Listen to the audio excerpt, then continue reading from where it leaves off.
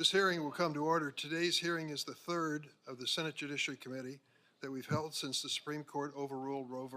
Wade, eliminating a woman's constitutional right to reproductive freedom. It was almost 2 years ago the court issued its decision in Dobbs versus Jackson.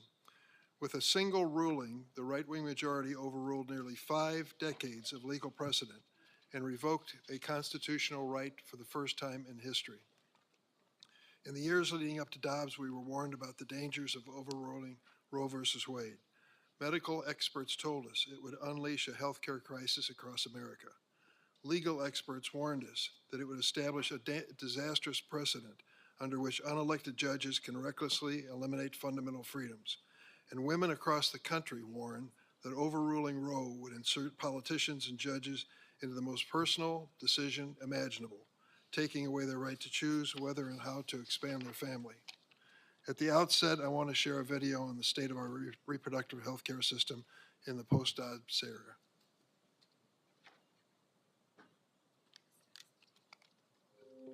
And the Supreme Court has overturned Roe v. Wade, that they have eliminated the constitutional right to an abortion. I got rid of Roe v. Wade. Is it worse than you imagined? It's worse faster. Since Roe v. Wade was overturned 19 months ago, 21 states have established full or partial abortion bans. After stabilizing just enough to deliver our stillborn daughter, my vitals crashed again. In the middle of the night, I was rapidly transferred to the ICU, where I would stay for 3 days as medical professionals battled to save my life. What I needed was an abortion, a standard medical procedure. The drug mifepristone has been available to women for more than 20 years, used in more than half of all abortions in the U.S. As we sit here today, procedurally, everything's on hold, but this is a case that is moving very quickly, and we can all expect the Supreme Court to issue an opinion. My husband and I have been trying to expand our family for the last 3 years. Many of these people left in agonizing limbo, blindsided after the Alabama Supreme Court shocked the country, ruling that frozen embryos created during IVF are considered children. It was really crushing. Pregnancies are complicated, and it's difficult sometimes to build your family, so it's really terrifying when that's left up to politicians and judges. Contraceptives, Total ban. the fallout, Legal challenges. These anti-abortion laws. Trigger laws. legal confusion. To ban abortion nationwide. The fallout of the Dobbs decision has been devastating. Women with non-viable, life-threatening pregnancies have been denied access to medical care, as we heard from Amanda Zarowski under oath at our last hearing. Amanda's testimony is seared in my memory. Forced to continue a non-viable pregnancy due to Texas's extreme anti-abortion law, Amanda developed sepsis and nearly died. Amanda's healthcare providers wanted to provide the abortion she needed, but we now live in a nation where healthcare providers live in fear of civil and criminal liability for simply doing their jobs. A nation where women suffering from miscarriages have been threatened with jail time, and where access to FDA-approved medication used safely and effectively for more than 2 decades is threatened. And a nation in which just last month, a state Supreme Court ruled that frozen embryos are children under a state law, which resulted in numerous IVF clinics in the state halting their services. For those who desperately want a baby but struggle with infertility, for cancer patients who must safeguard future reproductive options as they undergo treatment, for LGBTQ couples who use IVF to expand their families, this ruling in Alabama was heartbreaking. Today we will hear from Jamie Hurd, one Alabaman affected by this decision. Despite state lawmakers' slapdash efforts to address the fallout after the Alabama Supreme Court decision, there remain significant concerns about the future of IVF in that state and others. Fetal personhood bills have been introduced in at least a dozen other states, and 125 U.S. House Republicans have co-sponsored fetal personhood legislation with no carve-out to protect access to IVF or birth control. And Justice Thomas showed us that constitutional right to birth control is at risk when, in his concurring opinion in Dobbs, he called for the court to reconsider its holding in Griswold versus Connecticut. More than 25 million women of reproductive age now live in the states where abortion is banned, unavailable, or restricted, and women's lives are in jeopardy. Women facing non-viable pregnancies are being denied emergency life-saving medical treatment. Women suffering from miscarriages are being denied access to medication and procedures that can reduce emotional trauma and save their lives. Rape and incest survivors are being victimized by a system that makes it harder for them to end an unwanted pregnancy. Healthcare providers can no longer be able to use their best medical judgment to treat patients. And those who desperately want to become pregnant but need IVF are facing unnecessary barriers to parenthood. Those of us who believe in a woman's right to bodily autonomy need to step up and stop this chaos. We must respect women's rights to make their own reproductive health decisions. But the question remains, will our Republican colleagues join us in this effort and support legal access to abortion and reproductive freedom?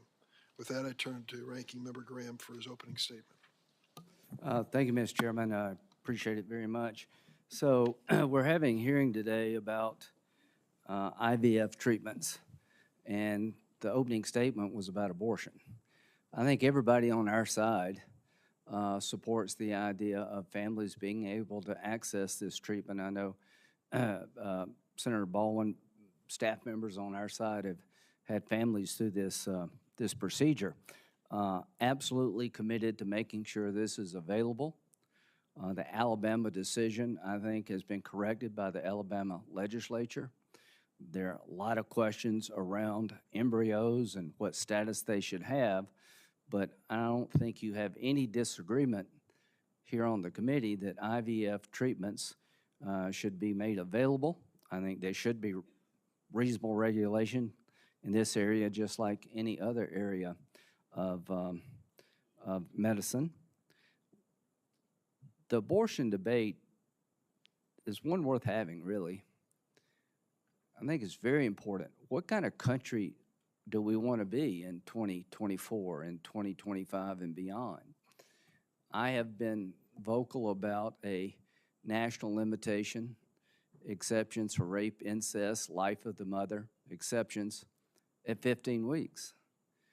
15 weeks limitation puts us in line with the majority of the European nations. I think 47 to 52 nations in Europe limit abortion between 12 and 15 weeks. The bottom line here is that you and others on your side have been supporting national laws that would override every state pro-life law on the books to replace it with rules that would not be Roe v. Wade. There would be absolutely no limitations at all on the ability to get an abortion. Everybody in the media says Democrats are not for abortion on demand up to the moment of birth. Well, okay, what limitations do you have? I challenge every member of this committee on the Democratic side, pick a week in the birthing process where you would limit abortion. Just any week. I don't care if it's the last week. Just pick one. You won't, because you can't. Politically, all the energy on your side is to make America like China and North Korea and Iran when it comes to abortion, where you can have abortion literally right up to the moment of birth with no exceptions at all. Most Americans reject that way of thinking. What states do after the Dobbs decision on abortion is up to them to a point. I always thought the pro-life movement to me was about the developing child. At 15 weeks, we know an unborn child can feel pain. You provide anesthesia to treat the child medically because they can feel pain. That's normal medical practices. So the debate about when to intervene, if at all, on behalf of the unborn child is worthy of a great nation. There is no effort by anybody I know of in the Republican Party in Washington, D.C. to shut down fertility clinics. Quite the opposite. We appreciate this as a form, a way of bringing life into the world for couples that are having a very difficult time conceiving a child otherwise. So we will continue to have this debate, but I'm waiting to hear from one national Democrat in the Senate, let's just start with the Senate, that would tell the country at what point would you limit abortion on demand. Just pick a week. Pick any exception at all. And the answer is deafening. Not one of you has come out that I know of with any limitation on abortion at all, anytime, anywhere, for any reason. So I am waiting to hear what you have to say. I have been clear about what I think, and I look forward to this discussion, and thank you very much. Thanks, Senator Graham. We'll begin with our witnesses. When we go to the witness panel, which is the second group, each member will have 5 minutes to provide their statement and then 5 minutes of questioning from each senator. But first, we begin with a statement from my colleague, Senator Tammy Duckworth, my fellow senator from Illinois. She is an exceptional champion for reproductive rights and the people of Illinois, and I'm grateful for her joining us today. Tammy brings a unique perspective to this. I remember when she called me and said she had news to tell me, and I said, "What's up, Tammy?" She said, "I'm going to have a baby." I couldn't believe it. After what that body of yours has been through, that you were able to do that was a remarkable, almost a miracle. Beautiful little girl, and another one following.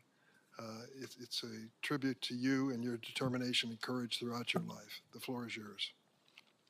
Thank you, Mr. Chairman, and thank you, Ranking Member Graham. I am Tammy Duckworth, not Tammy Baldwin, although I am honored to be mistaken for the chairwoman of the Tammy Caucus in the Senate, Senator Baldwin. Thank you for holding today's important hearing. As a senator whose dream of becoming a mother was made possible through the miracle that is IVF, I am uniquely situated to remind this committee of a basic principle. We can recognize the value of potential human life, acknowledge that fertilized eggs are incredibly precious and valuable, and we can also accept the fact that an embryo is not yet a human being.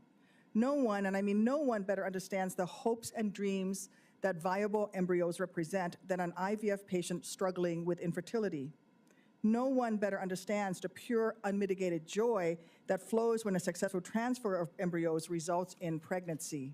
And sadly, for us women who have lived through the soul-crushing, bone-deep agony of having that hope destroyed after completing unsuccessful rounds of IVF or of suffering a miscarriage, we experience in the most painful manner possible the fundamental reality that while every fertilized egg is unbelievably precious, unfortunately, not all will become a living, breathing child whose laughter and joy will fill our hearts and enrich our lives.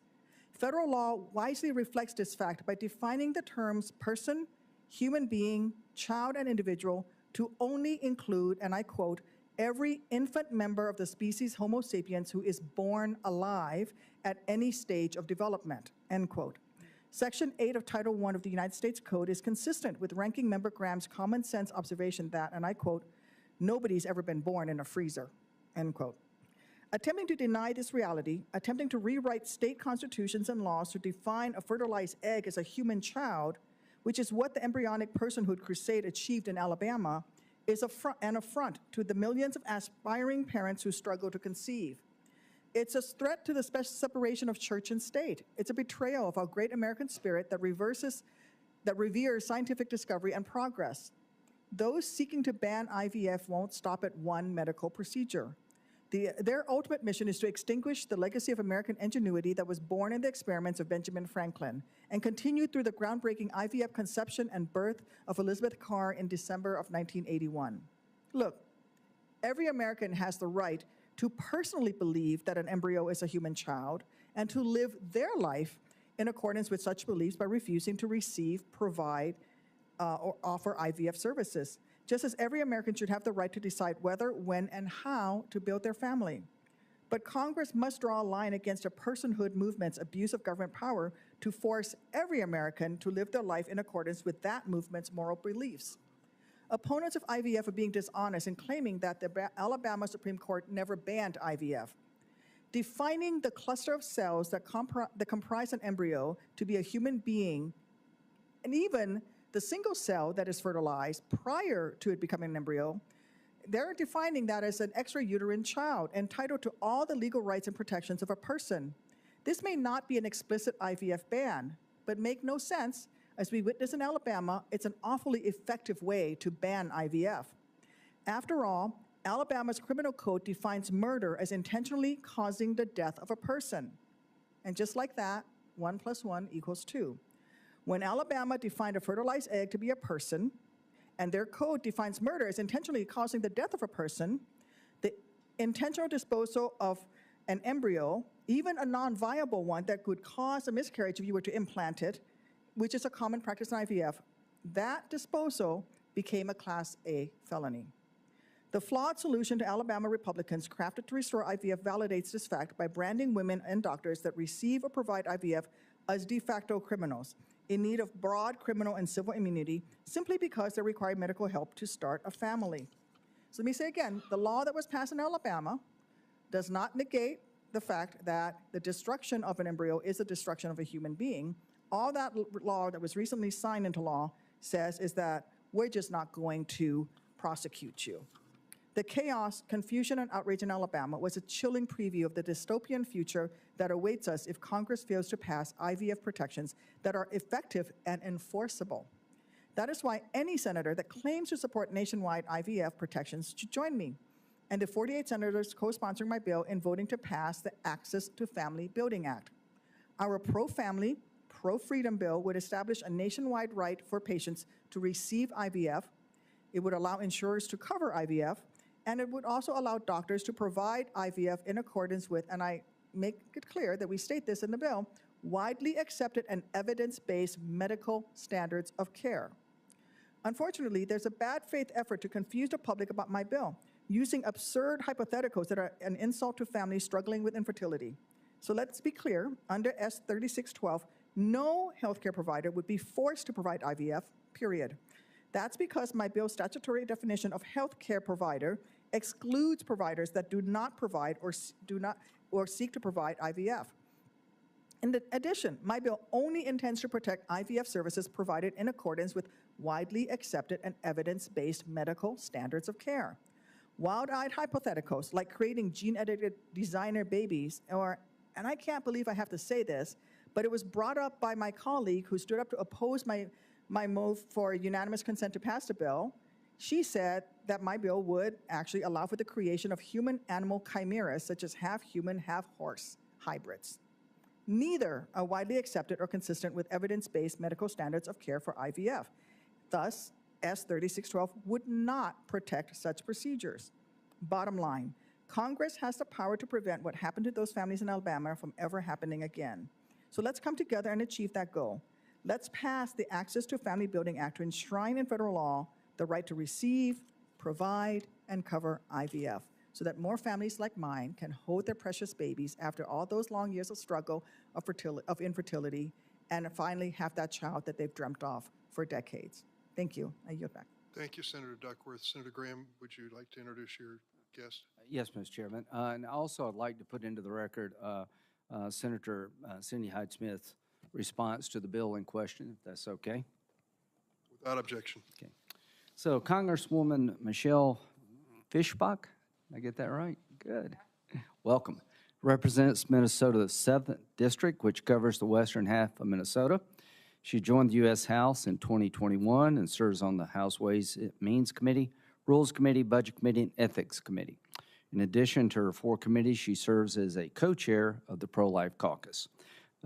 She introduced legislation that was passed in the House supporting pregnant women, Parenting Families Act in January. During her 22 years in the Minnesota State Senate, including 4 as the first woman Senate President, Representative Fischbach led multiple legislative initiatives to protect mothers and their unborn children. She wrote the state's Women's Right to Know law and carried a number of other pro-life bills, including abortion clinic licensings to passage. She continues to fight for the pro-life cause in the Minnesota's 49th District. She received a BA in Political Science from St. Cloud State University and a JD from William Mitchell College of Law. Welcome. Thank you very much, Senator, and thank you for the opportunity to be here today. You know, I have been representing Western Minnesota in Congress since 2021, and I represented them on the state level.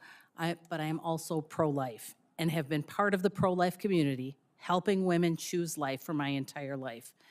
Senators, most Americans agree that there should be limitations on abortion. According to the 2023 Harvard-Harris national poll, 73% of American voters oppose abortion after the 15th week, meaning most Americans agree there should be limitations on abortions. The Republican position is not extreme. The position of many elected Democrats, however, is extreme. Every Democrat on this committee voted for the Women's Health Protection Act, which would allow abortion on demand through all 9 months of pregnancy. Only 10% of voters support this position. The fact is that Democrats are catering to the voices of the extreme fringe and are not listening to the American people. Republicans care deeply about the unborn child and the mother.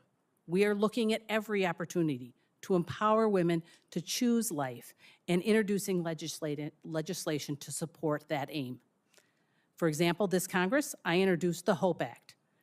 This bill arms women with knowledge and helps them access the resources they need to confidently carry their pregnancy to term and provides resources for any expectant mother to support them throughout and after their pregnancy and their children.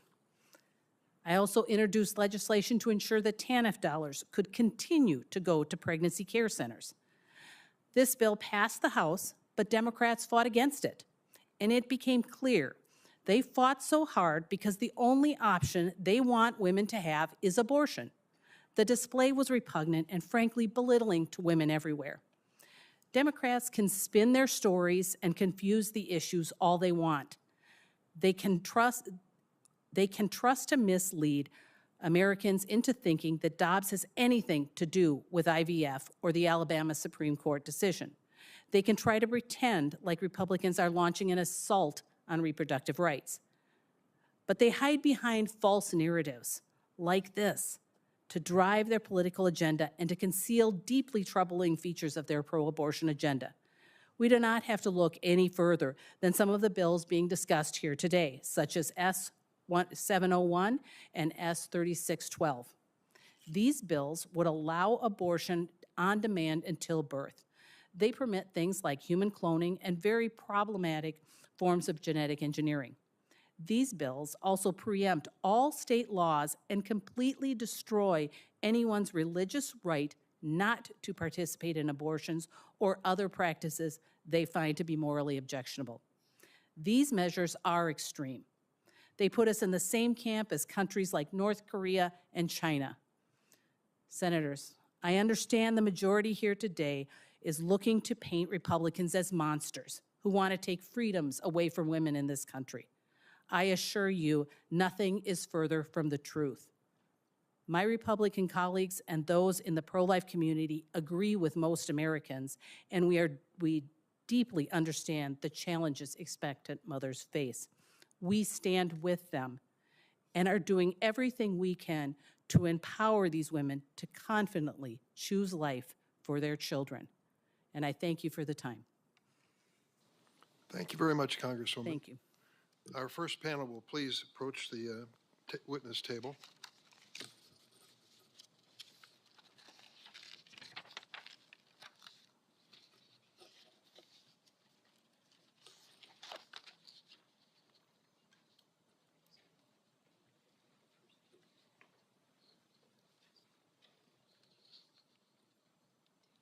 We welcome Jamie Hurd, who is from Alabama.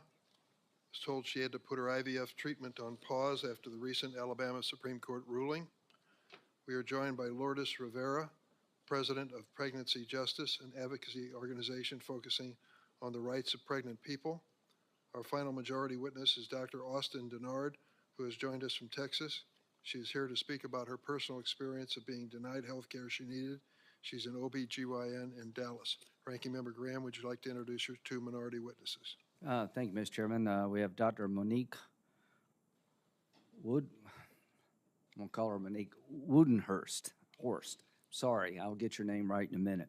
She's a board-certified OB/GYN with over 20 years of experience in patient care, teaching, research, health policy, public health, global health, bioethics. She graduated from Mount Holyoke College and received her medical degree from Brown University. She earned her master's degree in public health from Harvard. She completed her residency in OBGYN at Yale New Haven Hospital and her postdoctoral fellowship in health services research at Shep Center for Health Services Research at the University of North Carolina, Chapel Hill. She was a faculty member at Duke University School of Medicine from 2003 to 2018. She served as Deputy Assistant Administrator in the Bureau for Global Health at the United States Agency for International Development. Her clinical career is focused on caring for women in underserved and disadvantaged populations, especially African American and Native American communities, with a focus on women with medical, social, and psychiatric problems. Currently, she is a senior fellow at the Center for Ethics and Culture, University of Notre Dame.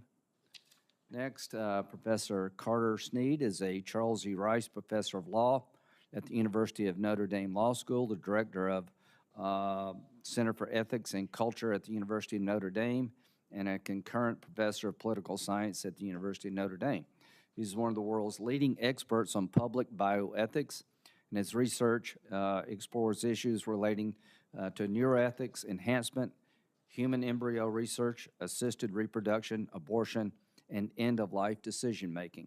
He is author of What It Means to Be Human, The Case for the Body in Public Bioethics, and has written more than 70 journal articles, books, chapters, and essays.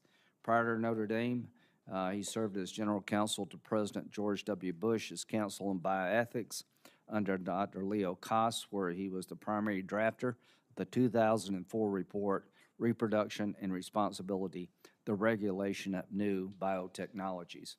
In 2008, Ms. Snead was appointed by the Director General of UNESCO to a 4-year term on the International Bioethics Committee, received a JD from George Washington University, and Bachelor of Arts from St. John's College in Annapolis, Maryland.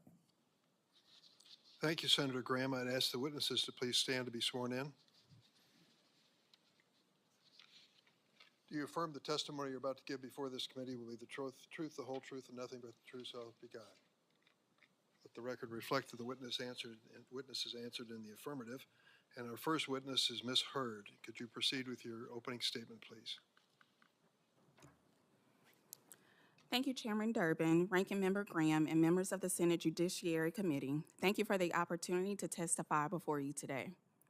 My name is Jamie Hurd, and I'm from Birmingham, Alabama. I'm here to share how the Alabama Supreme Court's decision to declare personhood for frozen embryos has affected me and my family. In 2012, I was diagnosed with polycystic ovary syndrome, the most common cause of female infertility. I can remember my body feeling heavy as I listened to the doctor explain the challenges I would face in getting pregnant. Untimely news that not only changed a planned trajectory for my hopes of building a family of my own, but news that found me on the wrong side of time as we dealt with the loss of both my mother and my husband's father to cancer, and subsequently the death of my only sibling. Our family sorrow became the cornerstone of our inspiration to build and expand our family. As my husband and I began the journey to grow our family, we were met with obstacles as the doctor had previously prepared me for. We discussed options for having kids, but at the time it seemed very far-fetched because we couldn't afford the out-of-pocket costs of the medical treatment the doctor said we needed. But then, to our great surprise and luck, my employer expanded its health insurance to include fertility treatments, including in vitro fertilization. My heart was filled with so much joy and hope to finally have a chance to grow our family.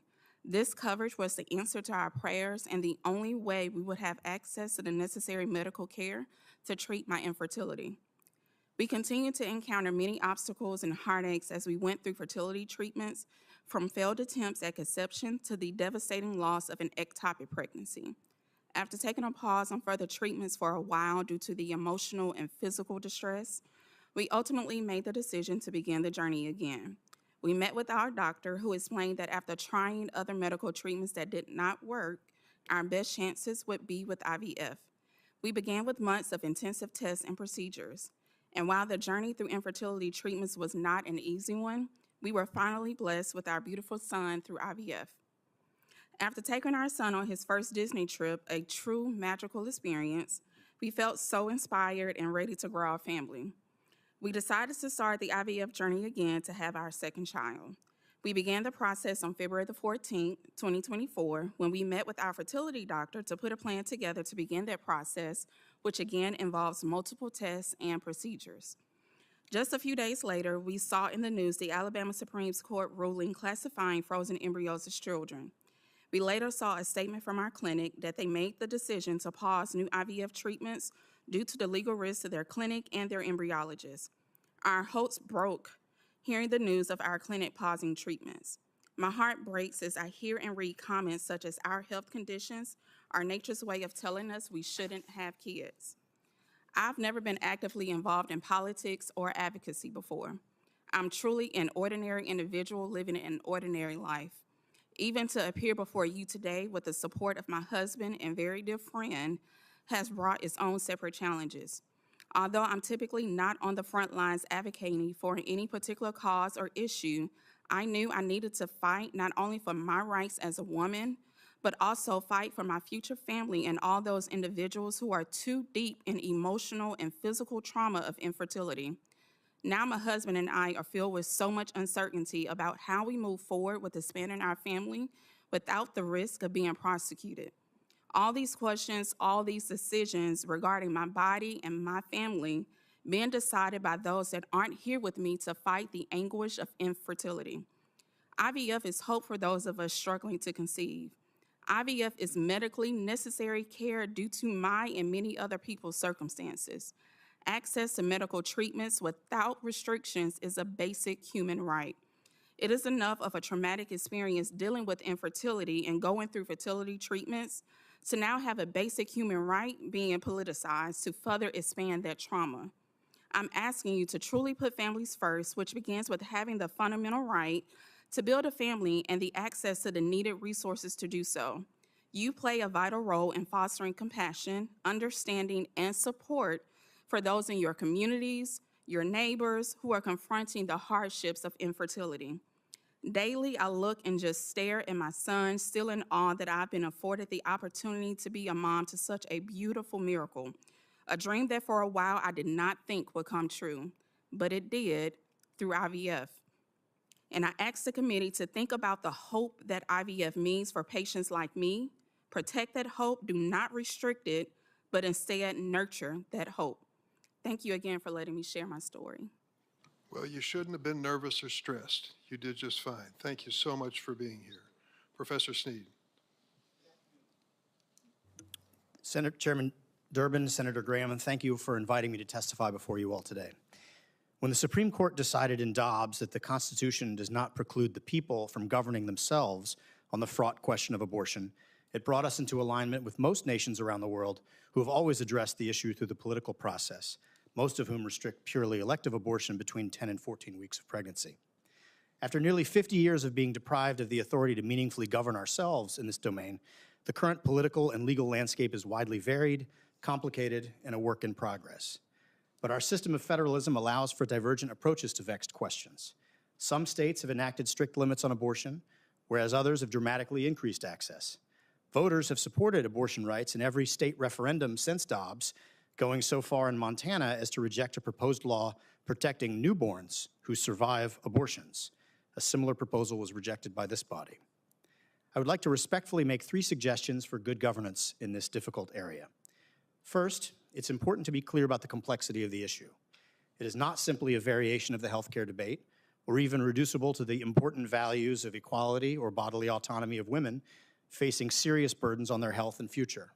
Rather, the issue challenges us to consider how these goods stand in relation to the life of the unborn child, a whole, living, distinct member of the human species who, if all goes well, will move herself along a trajectory of development from embryo to fetus to newborn, provided she has the necessary support and sustenance in her mother's womb, the first place of belonging for every human being. She is not a trespassing stranger. She is the biological child of this particular mother. Our public debate is impoverished when those who support abortion rights fail to acknowledge, much less respond to this reality. On the other hand, our discourse suffers when pro-life elected officials fail to acknowledge and seek to alleviate the sometimes crushing burdens of unwanted pregnancy and parenthood. To govern ourselves wisely, justly, and humanely, we must begin by articulating the problem before us in its full complexity without question begging. Second, we must fairly and accurately characterize the legal landscape. Here, too, we've fallen short. A recent Alabama case has been widely misdescribed as a theocratic power grab heralding the demise of IVF. In fact, the victorious plaintiffs there were IVF patients suing a clinic for the negligent destruction of their frozen embryos using a civil statute that already allowed such claims for the death of embryos in the womb. The decision did not depend on and had nothing to do with Dobbs. In response, the conservative legislature and governor moved immediately to grant blanket civil and criminal immunity to IVF clinics for such misconduct. Popular accounts of women in Texas being denied life-saving medical care are similarly lacking. Texas abortion law allows exceptions to protect a mother's life or prevent her substantial bodily impairment. But many of these cases involve women seeking abortions because their unborn child was the one to receive a heartbreaking and tragic diagnosis of disability or terminal illness. But Texas law does not authorize abortions solely because of an unborn baby's disability or poor prognosis. Regarding risks to mothers, Texas just passed a bipartisan law stating that previable premature rupture of membranes and reaffirming that ectopic pregnancies fall under the health exception. The same goes for miscarriage management. The Texas Supreme Court just declared that serious health risks need not be imminent to justify abortion. And the reasonable medical judgment standard for clinicians invoking such exceptions has been in place without issue since the passage of Texas's 20-week abortion ban in 2013. Since then, there have been 238 abortions performed at or after 20 weeks, and there have been 0 prosecutions in the state of Texas. This week, the Texas Medical Board will meet to develop clinical guidelines in this area. Finally, I would invite members to reimagine the framing of the human context in which the question of abortion arises. Instead of a zero-sum conflict among strangers over the permissible use of lethal force, think of it instead as a crisis facing a mother and her child. Then ask how we can work together across our differences to come to their aid, not just during pregnancy, but throughout life's journey. Thank you. Thank you very much. Next is Dr. Lourdes, or Miss Lourdes Rivera. Thank you, Chairman Durbin, Ranking Member Graham, and Senate Judiciary Committee members for the opportunity to testify today. I'm Lourdes Rivera, President of Pregnancy Justice, a nonpartisan legal advocacy organization that for over 20 years has defended and advocated for the rights of pregnant people facing criminalization and other rights violations. I want to first explain what is pregnancy criminalization and fetal personhood, and then discuss the path to Alabama's IVF decision. Pregnancy criminalization is charging pregnant women for conduct that would not be illegal except for the fact that they are pregnant and regardless of pregnancy outcomes. This includes being charged with murder for experiencing a stillbirth or for having a miscarriage and not knowing what to do with the fetal remains, as if there were an instruction manual for that. We've documented over 1,800 cases of pregnancy criminalization in the years 1973 to 2022, from Roe to Dobbs. The majority, 1,400 of them, occurred in the last 15 years as fetal personhood gained traction in state law. Unsurprisingly, those targeted are overwhelmingly poor and disproportionately people of color. Bestowing legal personhood status on fertilized eggs, embryos, and fetuses is what underlies these prosecutions, as well as abortion bans and threatens IVF, and birth control. Attempts to define fetuses and legal persons have been rejected by voters in nearly every state in which it has been put on the ballot, including in Mississippi. Yet state legislatures in at least 11 states have passed broad fetal personhood laws before Dobbs. These laws could potentially be read to extend full rights to fertilized eggs. Constitutional protections provided by Roe v. Wade, however, meant that fetal personhood laws could not be fully enforced. But there are significant exceptions. 10 years ago, the Alabama Supreme Court held that embryos and fetuses are the same as children under the state's criminal child abuse laws, and that pregnant women can be charged as child abusers from the moment of fertilization. With over 600 women being charged, Alabama leads every state in the nation on pregnancy criminalization. And while shocking, it is hardly surprising that the Alabama Supreme Court decided to extend its reasoning to frozen embryos.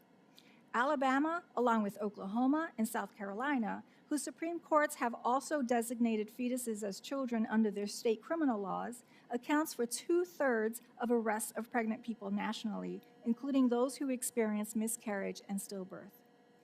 When conduct during pregnancy or pregnancy outcomes are punished, pregnant people and their families suffer irreparable harm.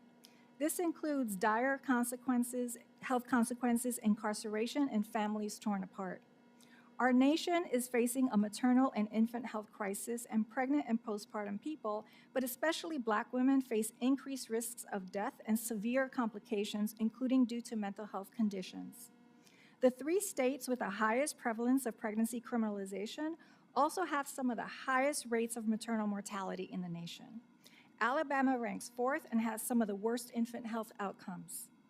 Research shows that criminalizing pregnancy does absolutely nothing to improve maternal and infant health, and in fact, it does the opposite. Every major medical and public health association in the nation opposes criminalizing pregnancy because it interferes with the patient-provider relationship and deters access to needed health care. Let me be clear, when anti-abortion lawmakers endow fertilized eggs with personhood rights, they seek to ban abortion and IVF and threaten contraception. As legal personhood advances, more pregnant people can face criminal charges for any conceivable risk to their pregnancies or to a fertilized egg before implantation. This is not hyperbole. Our clients are living this reality now. When an anti-abortion movement talks about fetal and embryonic personhood, it is not about protecting babies. It is about controlling and punishing women, pregnant people, and communities that are already marginalized. And the Life at Conception Act, if ever adopted, would ban abortion nationally, eliminate the right to IVF, endanger access to birth control, and expand the government's ability to police pregnant people and criminalize pregnancy and pregnancy outcomes. With these attacks and the crisis we are facing, we must remember that women and pregnant people must be treated as fully autonomous, rights-bearing persons who are entitled to health care and bodily integrity, and who must be allowed to make their own healthcare decisions. Thank you very much, Ms. Rivera. Dr. Monique Wubbenhorst. I hope I was close in pronunciation. It's phonetic. Thank you. That was good. That was great. Thank you. Good afternoon, Chair Durbin, Ranking Member Graham, and members of the committee. Thank you for the opportunity to testify at this hearing. It is an honor to be here. Following the Dobbs decision, which returned decision-making regarding abortion to the people of the United States and their elected representatives, there have been many opportunities to mitigate abortion's harm to women, their children, their communities, and these laws protect women and children. Abortion is not health care. It not only poses risks to the mother, it is always lethal to an unborn child. These opportunities have resulted in vigorous debate on abortion and the humanity of the embryo, the unborn child. At the heart of this debate is whether or not the unborn child is a human being, which science clearly demonstrates. An unborn child is therefore not a part of the mother's body in the way that her heart or her pancreas are. Since embryos are human, they have fundamental human rights. One of these rights is the right to life. Yet unborn children are subject to abortion, even though they are the smallest, weakest, and most vulnerable members of the human family. Abortion is associated with harms to women. It is also not safer than childbirth. This false claim can be traced to papers published in leading OBGYN journals, which contain methodological errors and did not consider the biology of fetal and uterine development. When induced abortion is compared in context to childbirth, it is clear that it is not safer than childbirth. In addition, in the United States, African American women have the highest rates of abortion and the highest maternal mortality. Both cannot be true if abortion decreases maternal mortality. Reproductive rights, so-called, are not human rights because they disappear, that is, they dispose of the fetus. So-called reproductive justice is, in fact, reproductive injustice because it selectively destroys Black and brown babies, who are 100% of the future of our ethnic groups. The same eugenic mindset that led to the sterilization of African American, Native American, and Hispanic women continues in the disproportionate rates of abortion in Black and Hispanic women. The issue of the humanity of the unborn child is also a topic of debate related to in vitro fertilization. And as noted, in 2022, 3 couples filed a wrongful death suit in Alabama regarding their frozen embryos. And the Alabama Supreme Court issued an opinion which has set up a national debate about in vitro fertilization. This ruling correctly assigns value to the embryo, but it does not prohibit IVF. It speaks only to whether embryos should be destroyed. A 2019 study found that the majority of IVF practitioners dispose of embryos by placing them directly in a trash can. They often administer alcohol or other things to try to kill the embryos before disposing of them.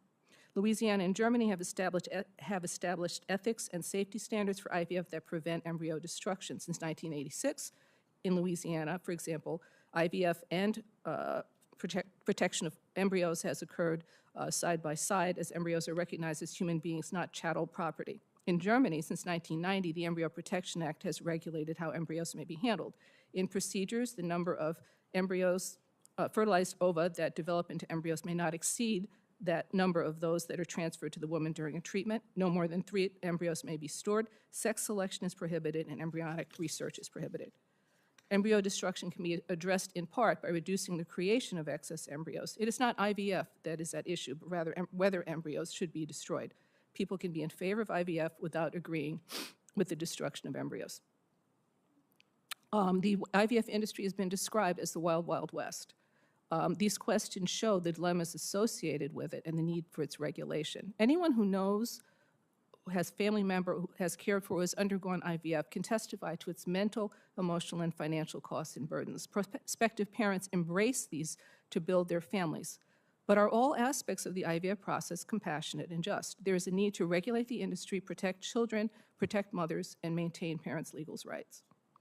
In addition, when we look at fetuses with anomalies, how do we treat them with dignity? The developmental accident that resulted in disability does not make these children subhuman. The value of a child's life has nothing to do with how long it is or how he or she was conceived. How we treat mothers matters too. Multiple studies indicate that there is a psychological benefit to continuing a pregnancy following prenatal diagnosis of a lethal fetal defect, especially where there's compassionate palliative care for newborns with anomalies. The rights of a mother and those of her unborn child with an abnormality or with unexpected or, quote, unwanted, close quotes, are not in opposition, they are intertwined.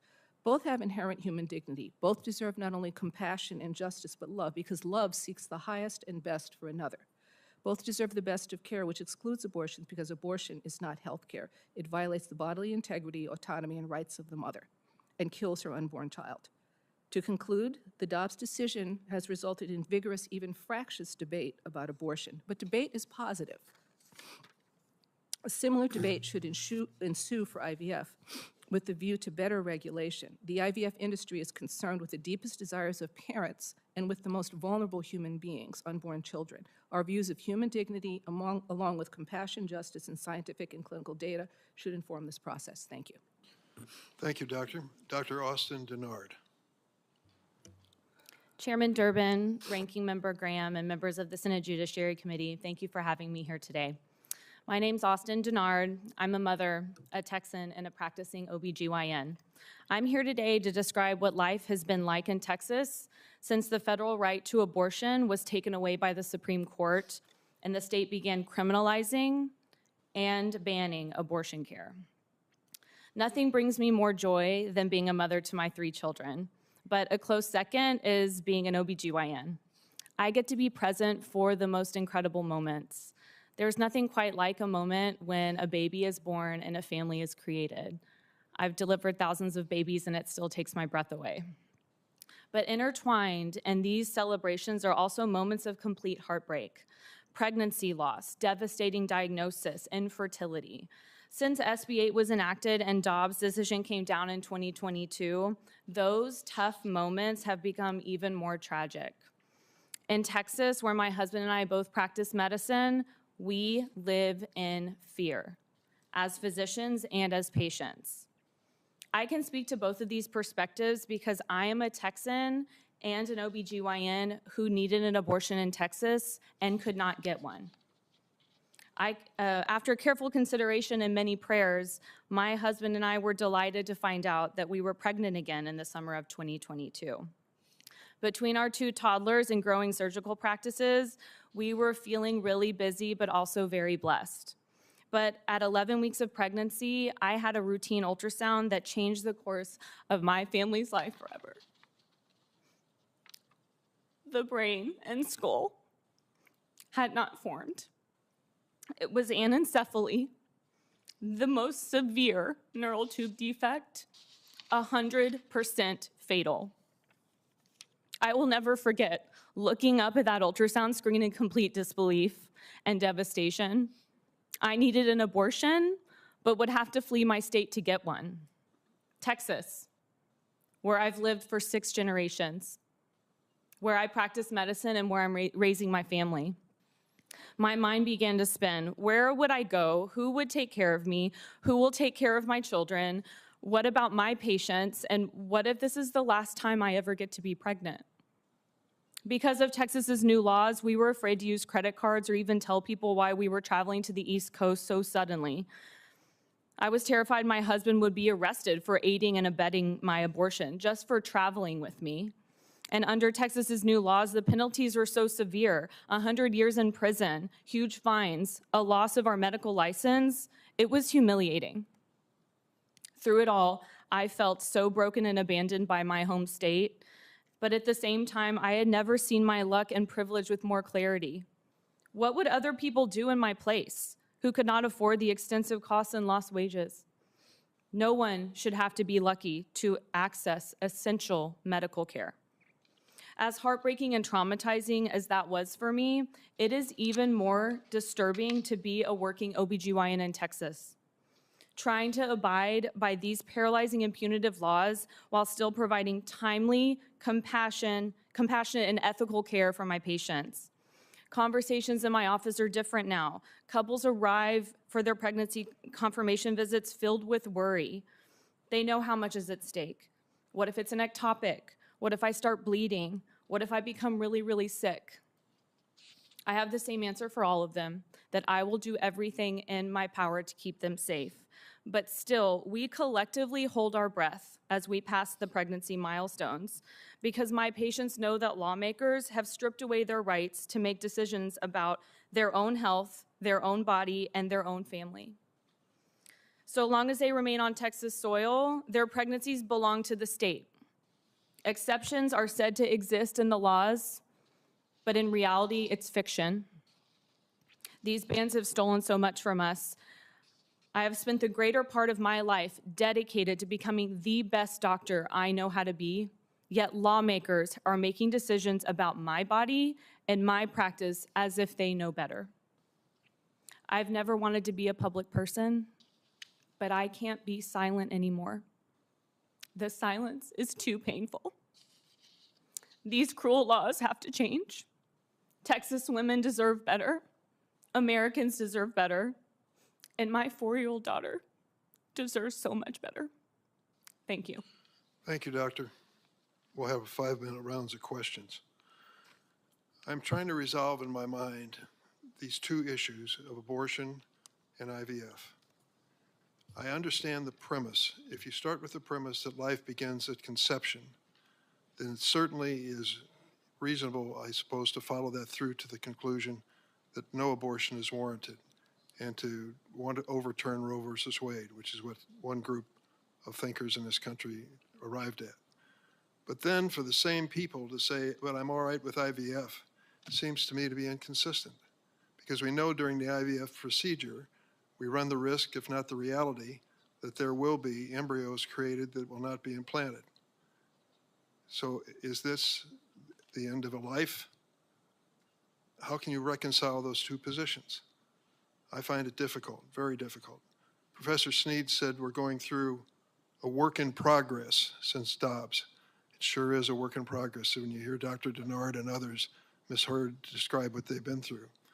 But it's a work in progress that I think is fundamentally ignoring the obvious. Ms. Rivera, this notion of personhood, how would you describe it? Thank you for your question, Senator. I think you're absolutely right. These reproductive health issues do not exist in silos. And the problem is that if you define fertilized eggs, embryos, and fetuses as legal persons with independent rights, it's going to affect everyone. It's going to affect abortion, it's going to affect access to IVF, it's going to affect contraception, and it's going to affect the quality of health care that pregnant women and pregnant people are entitled to. So you're absolutely right. So they wanted to overturn Roe versus Wade to take away the right of a woman to decide to end her pregnancy. Now there are some who want to outlaw IVF and deny a woman the right to start a pregnancy. The common notion here is the woman is just a vessel, is not a participant in this decision-making process, either for her own health or the future of her own family. Dr. Denard, is that what you discovered? Thank you so much for bringing this up. When I was pregnant in my state, I felt exactly how you describe. I felt like a vessel. And when I looked up at that ultrasound screen and saw that I was growing a pregnancy that had no skull or brain, but had no way of making any decision on my health, it's exactly how I felt. And that's exactly how my patients feel when they are in similar situations. We've lost our ability to make any decisions about our bodies, and it's harming women, and it's harming families. There was a report on National Public Radio just yesterday that, quote, said the dangerous disruption of standard of care of pregnancy in the state of Louisiana in wake of the Louisiana abortion ban. The story noted that women in that state have been forced to undergo a cesarean section when their water breaks early in pregnancy, before the fetus is viable, instead of receiving an abortion procedure or a medication, which is standard medical practice. One doctor explained the C-section was done to, quote, preserve the appearance of not doing an abortion. And even more galling, the patients aren't even given a choice. As I understand it, a C-section is much more serious and not a safe procedure as ordinary vaginal abortion. Equally troubling, the NPR story reports that OBGYNs in Louisiana are now delaying routine prenatal care until patients reach 12 weeks, a serious deviation from standard medical practice. Can you speak to how these restrictive abortion bans affect the ability of OBGYNs to practice a standard of care that you learned in medical school? Thank you for this question. At this point in my state, I feel like Ken Paxton himself is standing in each and every one of my office rooms when I see patients, because now individuals are having to change the way that they practice medicine. Individuals are having to change the way that they counsel patients due to all of the fear that has paralyzed our care. So much so that women who are living in Texas and other states where abortion bans exist, their lives are at stake, and they are not receiving the same medical care that individuals are in states where the restrictions are not so severe. There are so many rippling effects of this. There have been migration of physicians to different states. Patients have been abandoned in certain states because of this, and we're losing physicians that have the ability to do procedures, including abortion care, because of these restrictions. Senator Graham. Thank you, Mr. Chairman. Mr. Snead, you mentioned something in your testimony that most nations, Western nations, limit abortion from 10 to 14 weeks. Is that correct? That's correct. I think 47 of 52 European Union nations have a limitation below 15 weeks. Is that correct? That is my understanding, Senator. Why is that? Well, one major difference between European nations is that they've resolved these questions through the political process, in which they have come up with laws that balance, in the judgment of the people, in an appropriate way, the important goods of autonomy and health and equality for women on the one side, but also respecting the intrinsic equal value of every human being from conception. Right. My point is elected officials do this.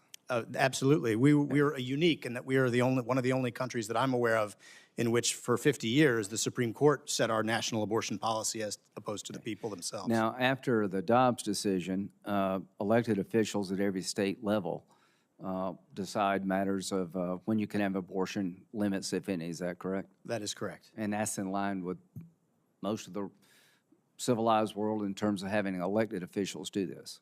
In most cases, it's decided by the people through their elected officials. Yes, Senator. So let's talk a little bit about IVF treatment. The Dr. Can I call you Monique? Great. And say Monique. You mentioned Germany. They have laws regulating IVF treatments. Is that correct? Yes, Senator. Is that true of most Western nations? I'm not as familiar with the overall landscape. What about Mr. Snead, the most? Yes, it is the case. And the country that pioneered IVF, the United Kingdom, has an elaborate scheme of regulation of IVF and embryo research. And we don't. We are unique in that way. We do not have an overarching scheme. Okay. So let's talk a little bit about the embryo. In Germany, there are limits on how many embryos you can create. Is that correct, Monique? That's correct. All right. I guess the reason for that is this ethical debate we have. What is an embryo? Is it a person? I don't know of anybody who's been born that wasn't at one time an embryo. We all have that in common. To kind of deal with what we're talking about. Is that right, Mr. Snead? Yes, that's correct, Senator. Okay. So I'm very open-minded about this in this regard. I want every family to be able to have a child, and if science can help, that's great. IVF treatments have been a blessing to many families. The idea of what legal protection to provide when, I think, should be done by elected officials. So I'd like to get us kind of in line with the rest of the world on this area, if that's even possible. We have tax credits for children. I think everybody up here is for tax credits for children.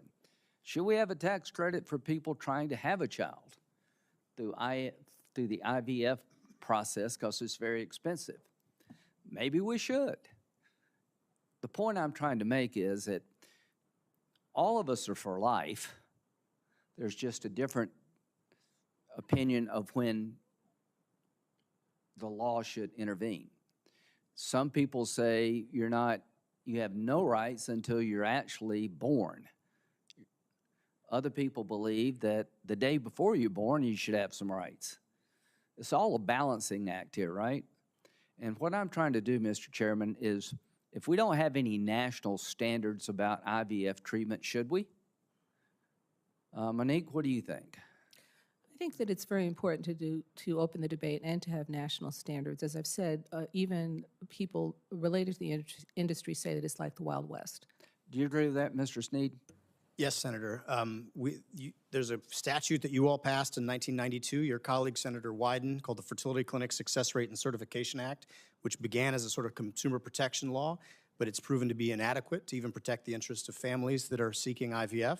And I think it would be a great opportunity, as the President's Council on Bioethics recommended, to take up the question to see how moms and babies and families can be best protected who are seeking fertility care. So I'd like to sit down with you and anybody else to try to find out a way to see if we can get America united on this topic. Creating life is a good thing. IVF is a good thing. Like every other practice, it needs to be regulated. What happens when the clinic negligently destroys an embryo that is yours, part of you? These are decisions that we need to talk about. And, Mr. Chairman, I'm hopeful that over the arc of time, maybe we can find a way to create an environment in this country where we support IVF, not only just through regulation, make sure it's ethical, make sure it's done right, but maybe we should encourage people to use this process through tax credits. Somebody's got to pay my Social Security. The more children, the better. Senator Butler. Thank you, Mr. Chair. Thank you for having such a timely hearing. Thank you all for being witnesses here today to help us all learn and understand the varied perspectives across a really rich issue environment. Mr. Snead, there was an exchange between you and Senator Graham about the state of IVF in other countries around the world, where you talked about the sort of regulatory framework that other countries around the world have relative to IVF, and as well as like the gestational periods and correct me if I'm getting any of your testimony incorrect.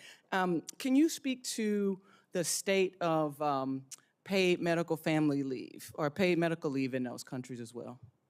It's an excellent question, Senator. And I think in many of those countries, there's more support for people who have families. And I've argued in print and elsewhere that if a person wants to be comprehensively pro-life, that has to be part of the picture. You have to provide a safety net and support for moms and babies and families. Totally appreciate you raising that point, because my next question is going to be about the state of childcare in those countries. And we can go down the list. All of those countries also have a higher minimum wage than $7.25. All of those countries also allow workers to unionize without intimidation from their employer. All of those countries also provide comprehensive health care and retirement security for the residents in those countries. Am I characterizing that accurately? It's obviously a complicated question because we're talking about a lot of countries, but I think that there are many instances in which they do better than we do in those respects. Yes, ma'am.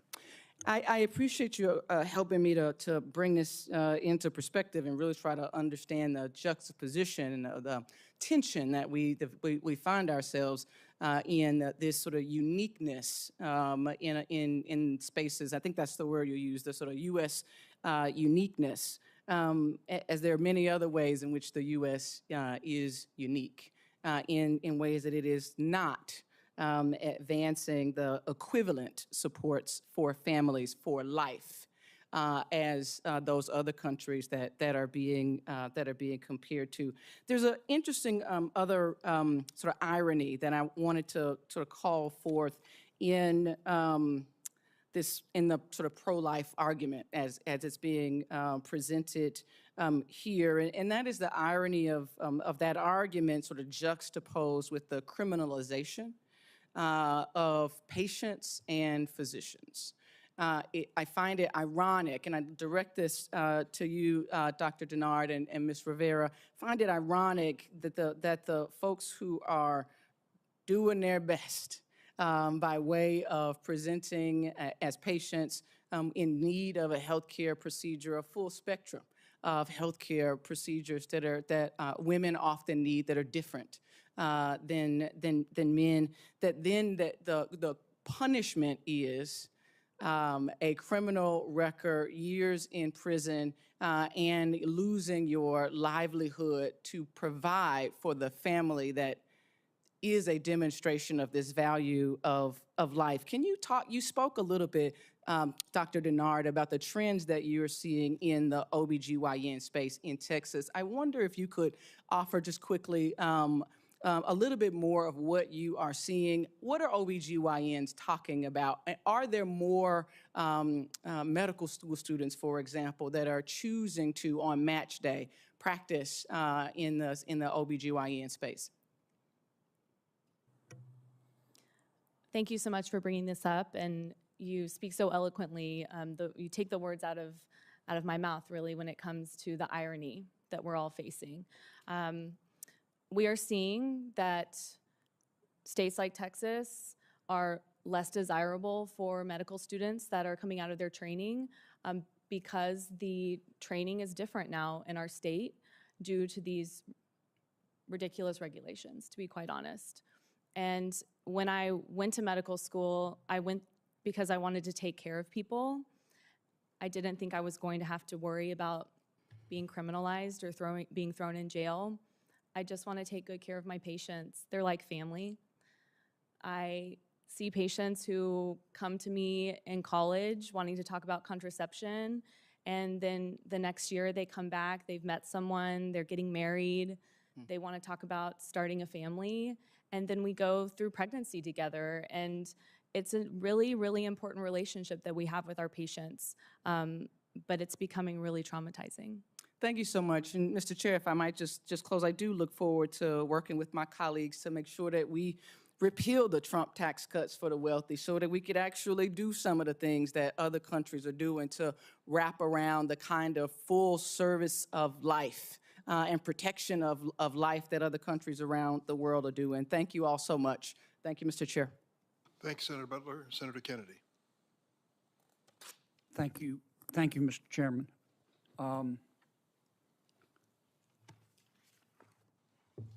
Ms. Rivera, if you were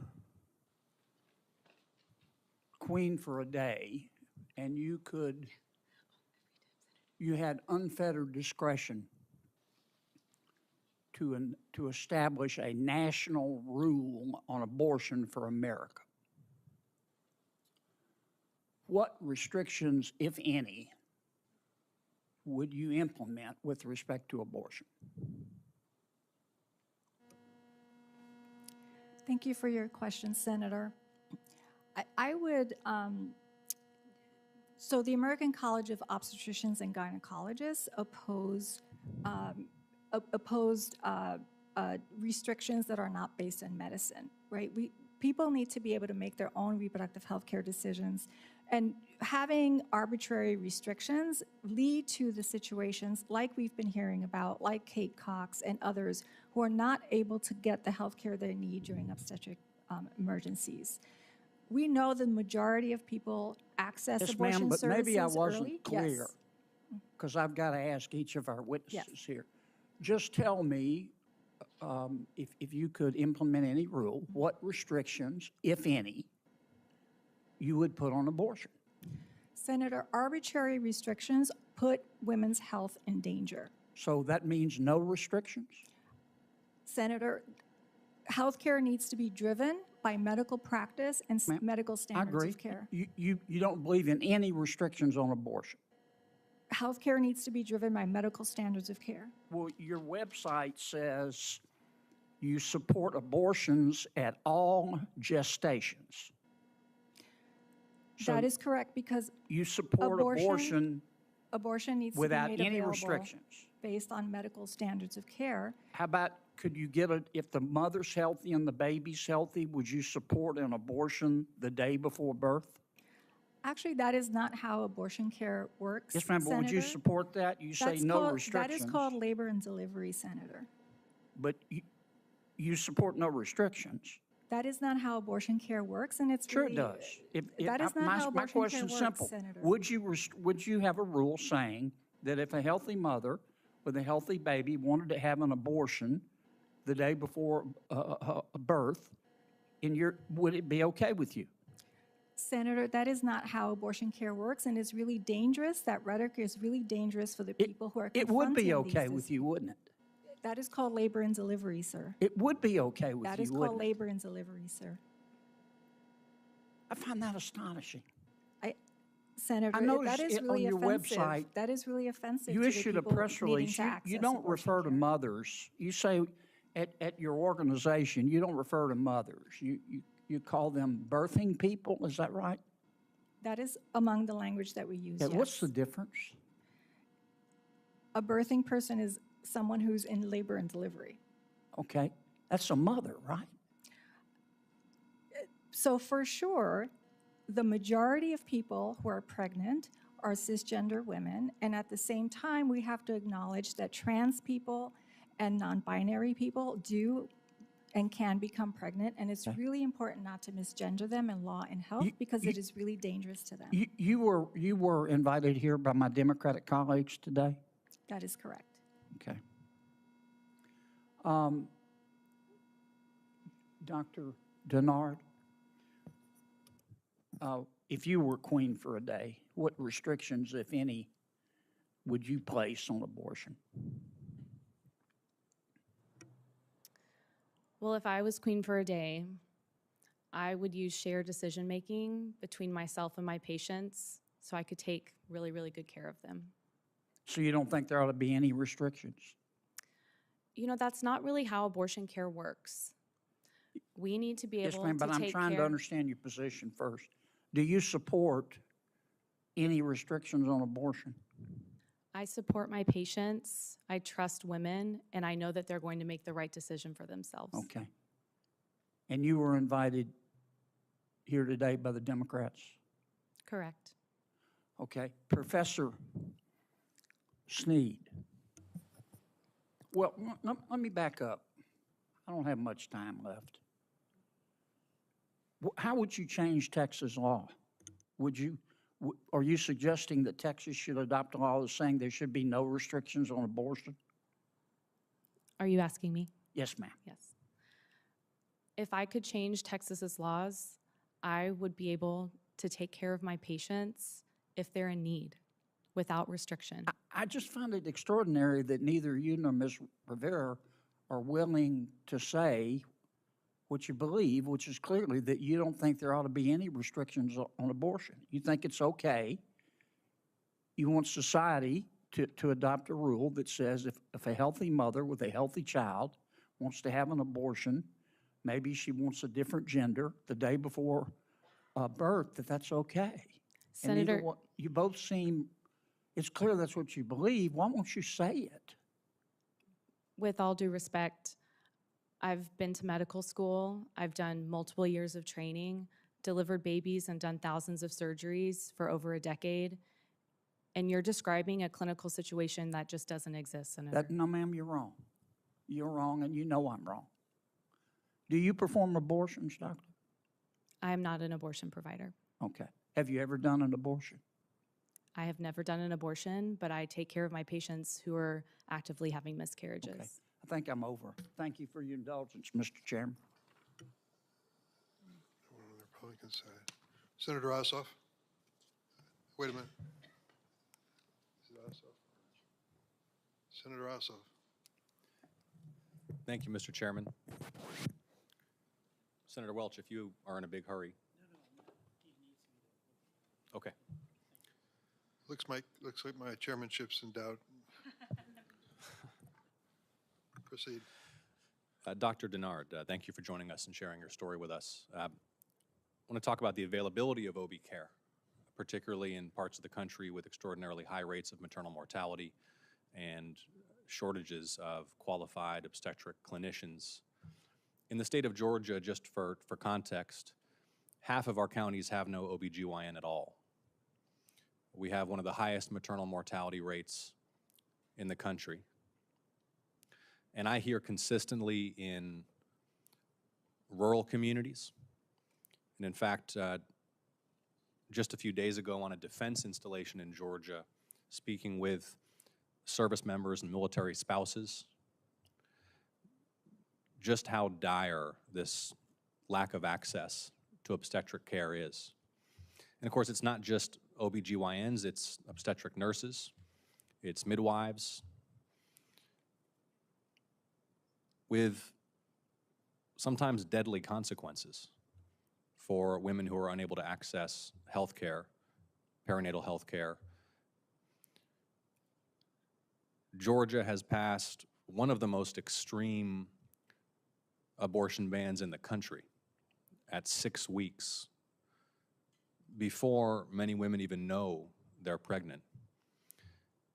One of the things that I'm hearing is that the fear of criminal prosecution of doctors deters OBGYN residents from pursuing training in states with those kinds of extreme abortion bans. And I think as the clinicians here probably know from their experience, my understanding is that doctors are much more likely to stay in practice where they've trained. The question for you is, based upon your experience as a doctor, what's the impact on local communities when there are no OBGYNs or the nearest qualified provider is 90-minute drive away? Thank you for highlighting this really important issue.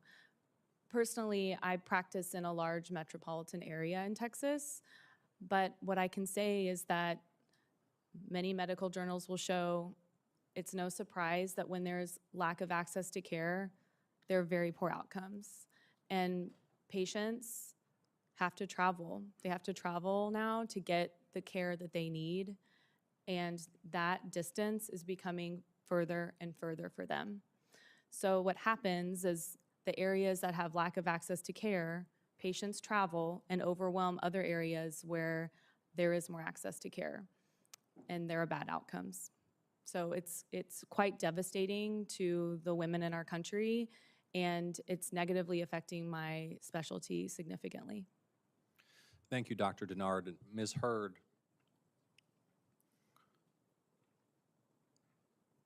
I've heard, my office has heard in the last few weeks from a huge number of Georgians who are scared that the direction my state is on, the direction the country is on, could deny Georgia families access to IVF. We saw what happened in Alabama. We see more and more extreme policies. A 6-week ban, for example, far out of the mainstream, opposed by most Georgians, deterring OBGYNs from practicing in the state. We see more and more of this being pushed across the country since the Dobbs decision. And so families are afraid that they may not have access to IVF. They may not, therefore, have the opportunity to achieve the blessing and responsibilities of parenthood. What is your message for families in Georgia and across the country who feel fear right now that their path to conception and parenthood may be closed to them by political extremists? Thank you, Senator, for asking that question. I think I mentioned in my testimony that I've never advocated for anything before. Me being here today is completely new territory for me. But when everything kind of took place in Alabama, I felt attacked. I felt like my family was being attacked, my future family was being attacked. And I know so many other women personally that are going through the process that, unfortunately haven't had success as of yet. But I knew that I needed to step up and let my voice be heard, not just for me and my experience, but also for all those others that don't have the ability to let their voice be heard, to fight for our rights and to continue to have access to those treatments that we need. So my message to them is, I understand that infertility is such a personal trauma and it's hard to talk about, it's hard to speak about, but I empower them to get active, let your voice be heard, let your story be shared, because the more that we speak up, the more that we share our story, the more that we can bring awareness and understanding to what the IVF process is, the better, hopefully that we can see change through that. Thank you for your courage. Thank you all. Senator Tillis. Thanks, John. Thank you, Mr. Chair. Thanks, everybody, for being here. Ms. Hurd, I know this is a unique experience for you, but thank you for being here. I'm sorry about the challenges you went through. And Dr. Denner, did you not speak before a judiciary hearing in the past? I did. I thought so. I remember your testimony. I think you were sitting at the far left in that hearing, if I recall. I'm Tom Tillis, Senator from North Carolina. I was Speaker of the House before I came up here to the Senate. And I remember when I decided to run for the Senate, I had been Speaker, and we'd passed some pro-life bills. They were termed at the time radical pro-life bills. In North Carolina, they said, now that you're running for Speaker or Senator against a Democrat pro-choice incumbent, how are you going to deal with your record? I said, you're asking the question as if I'm going to run from my record. I intend to run on my record. And Ms. Hurd and Ms. Denner both, I'm very sorry for the experiences that you went through, but this hearing isn't about coming up with a common sense solution or maybe striking balance that I heard in Professor Snead's comments. This is about it's about political points. So I'm sorry that you have to be a part of this, but if you'll indulge me, I won't go over my time. But the reality is, the reason I wasn't concerned with my radical position on pro-life is because I was consistent with the majority of North Carolinians. It was even better numbers probably back at the time. We're not talking about, we get into this argument, we shout over everyone because we talk about the extreme position as if I would have supported the extreme, what I argue was an extreme judgment in Alabama, but the fact of the matter is Mr. Snead did a pretty good job of explaining how that whole process went into place. And then the Alabama legislature fixed that one.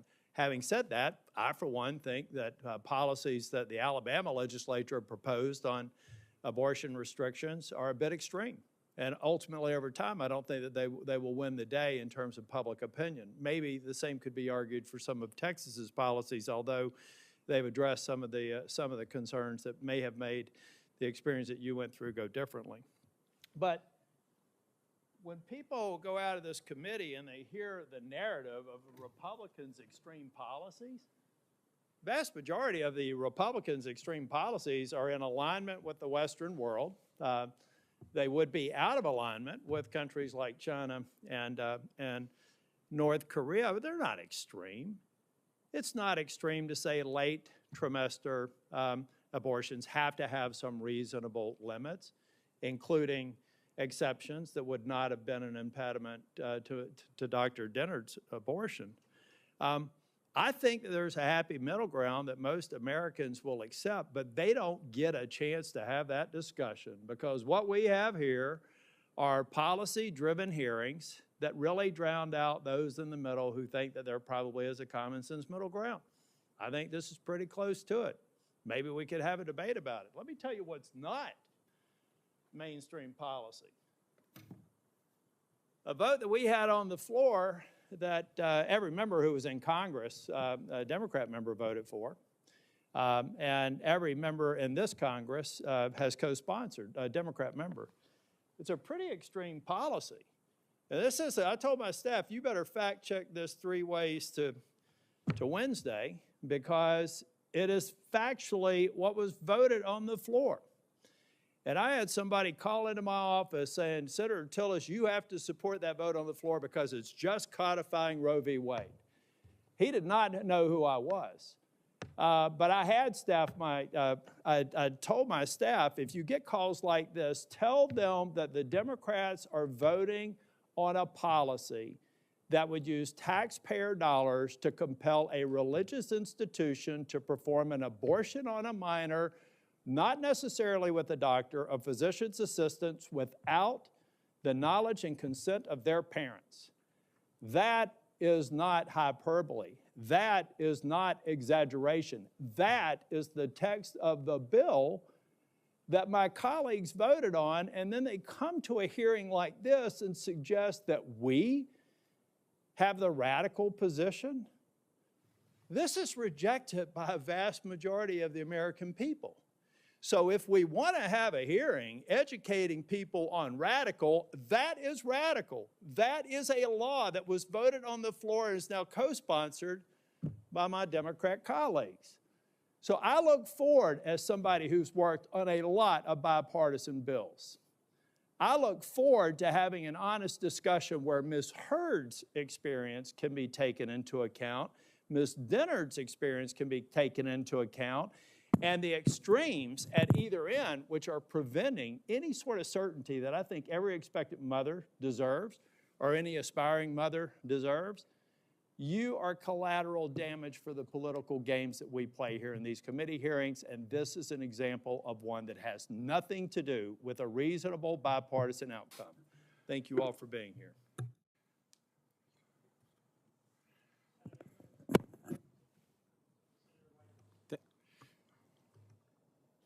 Sorry, Chris.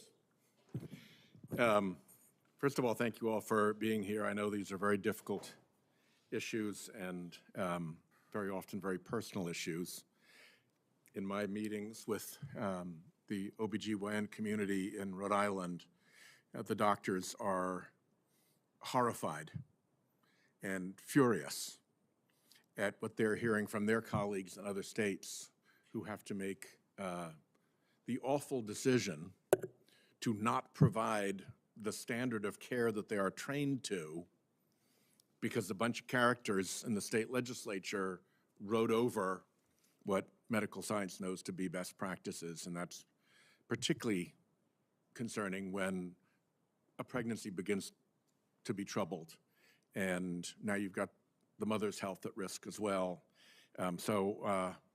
I am very, very sorry for your experience, Dr. Dennard, and I'm really grateful that you took the trouble to come here and share it. Chairman Durbin opened up with the observation that if you come to this with the belief that life begins at conception, not only is taking away women's rights to make a choice about abortion something you want to get rid of, but IVF has to go too, because it necessarily involves embryos. It's hard to have one theory apply in one case but not in the other.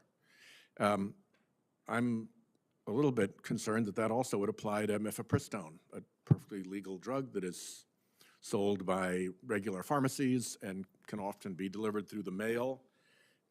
You're a doctor who practices in this area. Do you see the drug mifepristone as being in the crosshairs of this theory that life begins at the moment of conception? Thank you so much, Senator Whitehouse. Mifepristone has been so regulated and it's so difficult to obtain in the state of Texas that I really don't have personal experience administering it or prescribing it for patients. I think it's really important. You presumably don't take it until a pregnancy has commenced, until there is an embryo, right? I'm sorry, could you say that again? It presumably is prescribed once there is an embryo.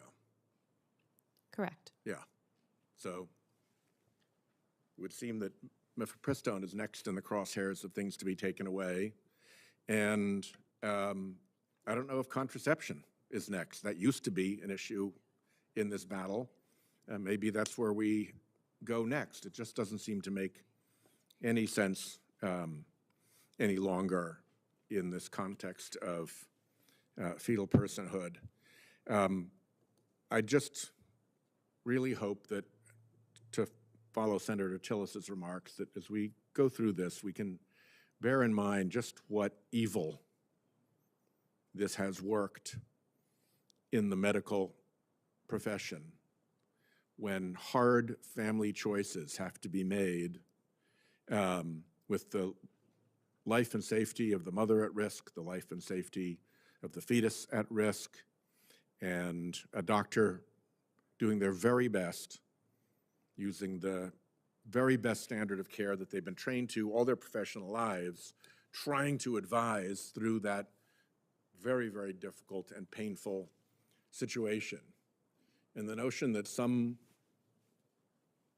force from the state legislature is suddenly in that room with that family and trying to give directions to the doctor and to the mom about all of this. I mean, talk about having the person who is least likely to make the right decision in that place. So God bless you for what you've done, and thank you for being here today. Senator Blackburn. Thank you, Mr. Chairman, and thank you all for being here today. I appreciate it. And I'm going to pick up kind of where Senator Tillis left off, because this hearing today is really a distraction from the discussion that we ought to be having. And as he said, what my colleagues across the dais have supported, the Women's Health Protection Act, is really something that goes so far beyond codifying Roe v. Wade. It goes so far. It is that bill that is abortion on demand from conception to birth. That's what that bill does. Partial birth abortions, it permits.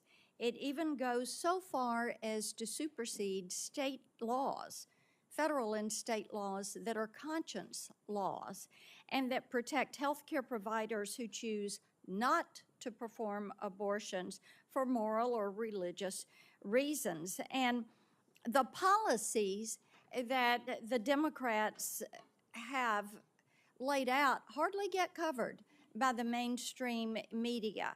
But I can guarantee you that media will cover this hearing today because they want to say Republicans are anti-IVF.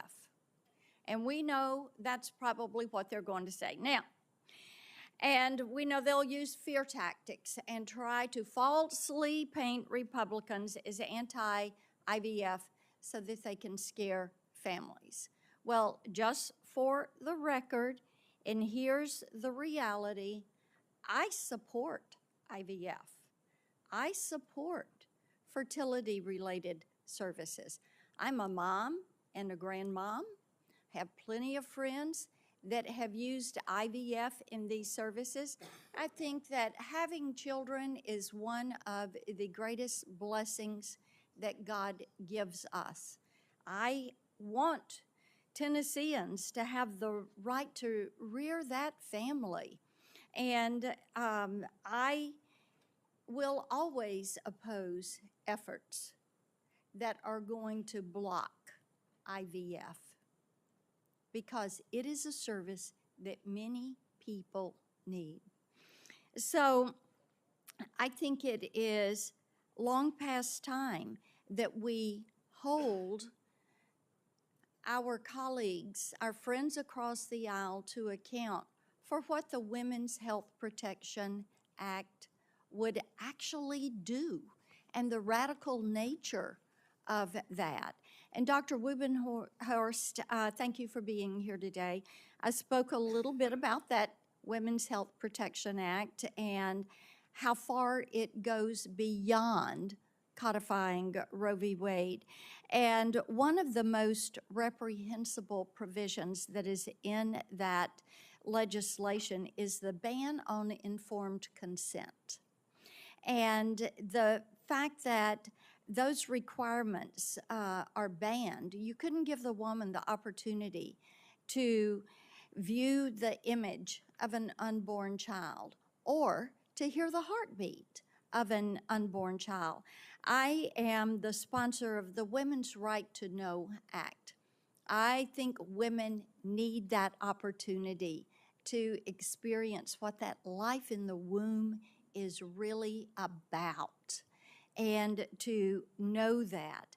And I would just like for you to weigh in the minute I've got left about what women have a right to know about that, about the dangers that are there with abortion, the medical complications. So I'd like for you to speak.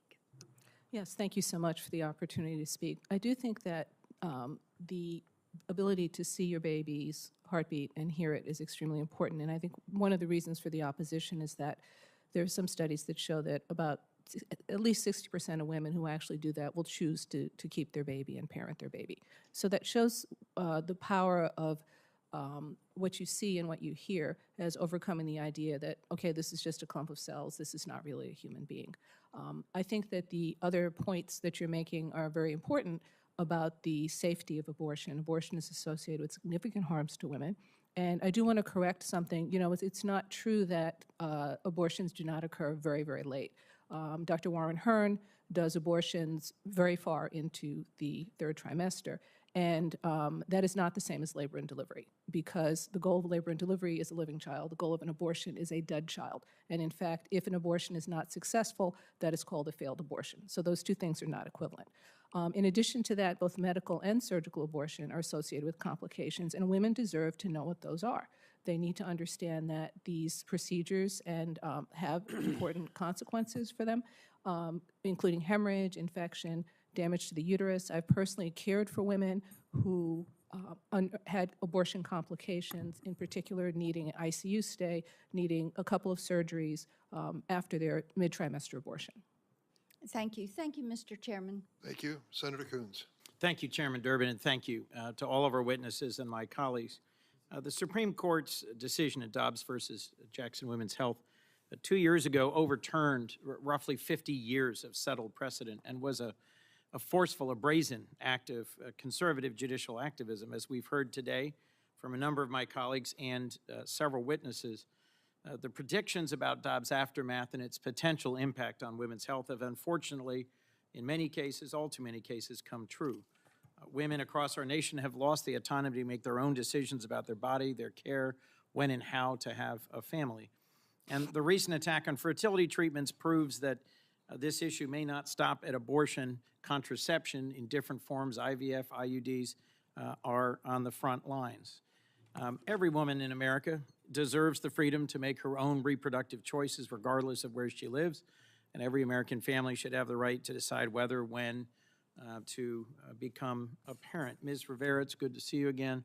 As President Biden said during his State of the Union, we've seen an assault on reproductive freedom. Fortunately, the administration's taken action to protect reproductive care through litigation challenging some of the state bans and executive orders. The administration has prioritized patient privacy protections and expanding access to contraception. What additional actions should the federal government consider to protect women in states with significant barriers to reproductive care?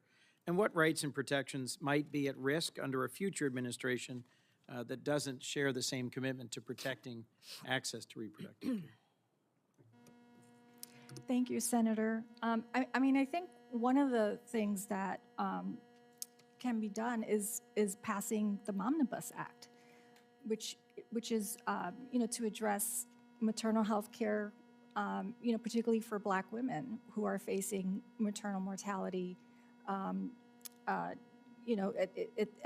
at disproportionate rates. The other one is making sure that states are actually expanding Medicaid so that people can get the health care they need. One of the alarming things that we're seeing right now is, the attacks on mifepristone. And I just want to say that mifepristone right now and medication abortion right now is what's keeping America from looking like pre-Roe America, where our emergency rooms were filled with women who had to resort to unsafe abortion. But right now they're able to access safe abortion, but mifepristone is being attacked right now in a current Supreme Court case. So that's one thing. And I think that investing, I think there should be a better time and resources spent investing in expanding access to services, expanding access to prenatal care, to substance use treatment for pregnant women, because there's a dearth of it right now. And this is the number one thing that I think can help us result in much better reproductive health outcomes. Thank you. I think all of us who support healthy families and healthy children should support the legislation, the expansion of access to care that you referenced. But one of the issues that's been batted around quite a bit in today's hearing is the impact of the Alabama Supreme Court's decision in M.P.H versus Center for Reproductive Medicine, where they held that embryos are extrauterine children. Yes. The Alabama legislature says their new law protects fully access to IVF in their state. Is that true? Is the Alabama statute sufficiently comprehensive? There are a lot of questions remaining. This legislative fix, I think at best, is temporary and narrow. So for example, it talks about protecting patients from liability. Well, what happens when somebody's no longer a patient? So there's a big question there. And there's a big question about what happens when somebody else brings a challenge under the rationale of the state Supreme Court and under the state constitution.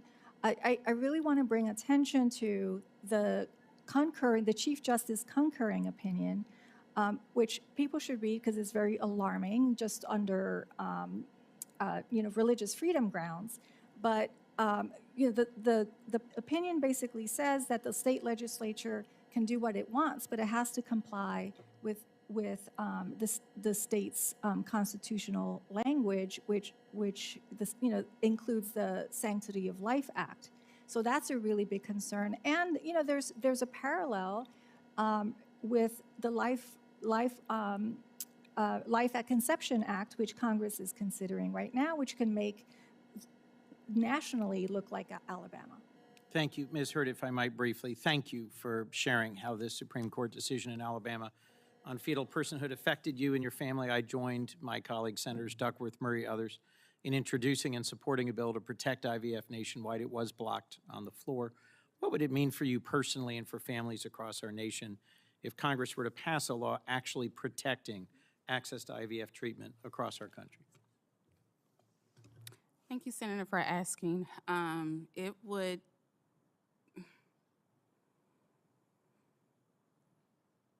would mean everything. It would make me and my husband feel very much supported by this great state that we live in, great country that we live in.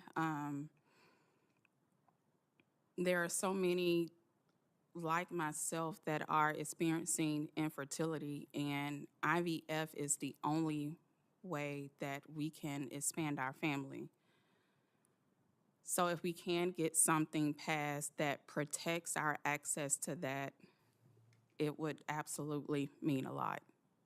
Thank you. Thank you to all our witnesses today. Thank you, Mr. Chairman, for your indulgence. Thank you, Senator Kuhn. Senator Cruz. Thank you, Mr. Chairman. We are witnessing today an act of political misdirection by the Democrats on this committee. I'm going to start with 3 propositions that are indisputably true and should be unassailable. Proposition number 1, the question of abortion is a question that is hotly contested in this country.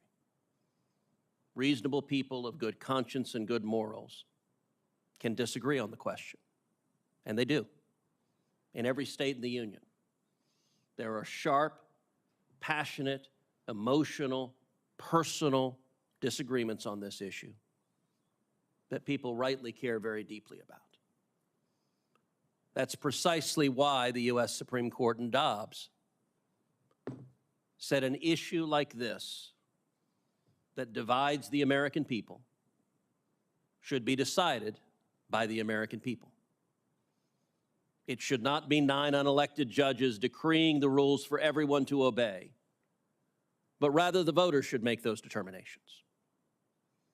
My Democrat colleagues are fond of beating their breast and saying we must defend democracy, except when the voters vote for things they dislike. As long as the voters cooperate and vote for a left-wing Democrat agenda, they like democracy in that instance. If they ever vote for anything to the contrary, few things horrify my Democrat colleagues more than actual democracy.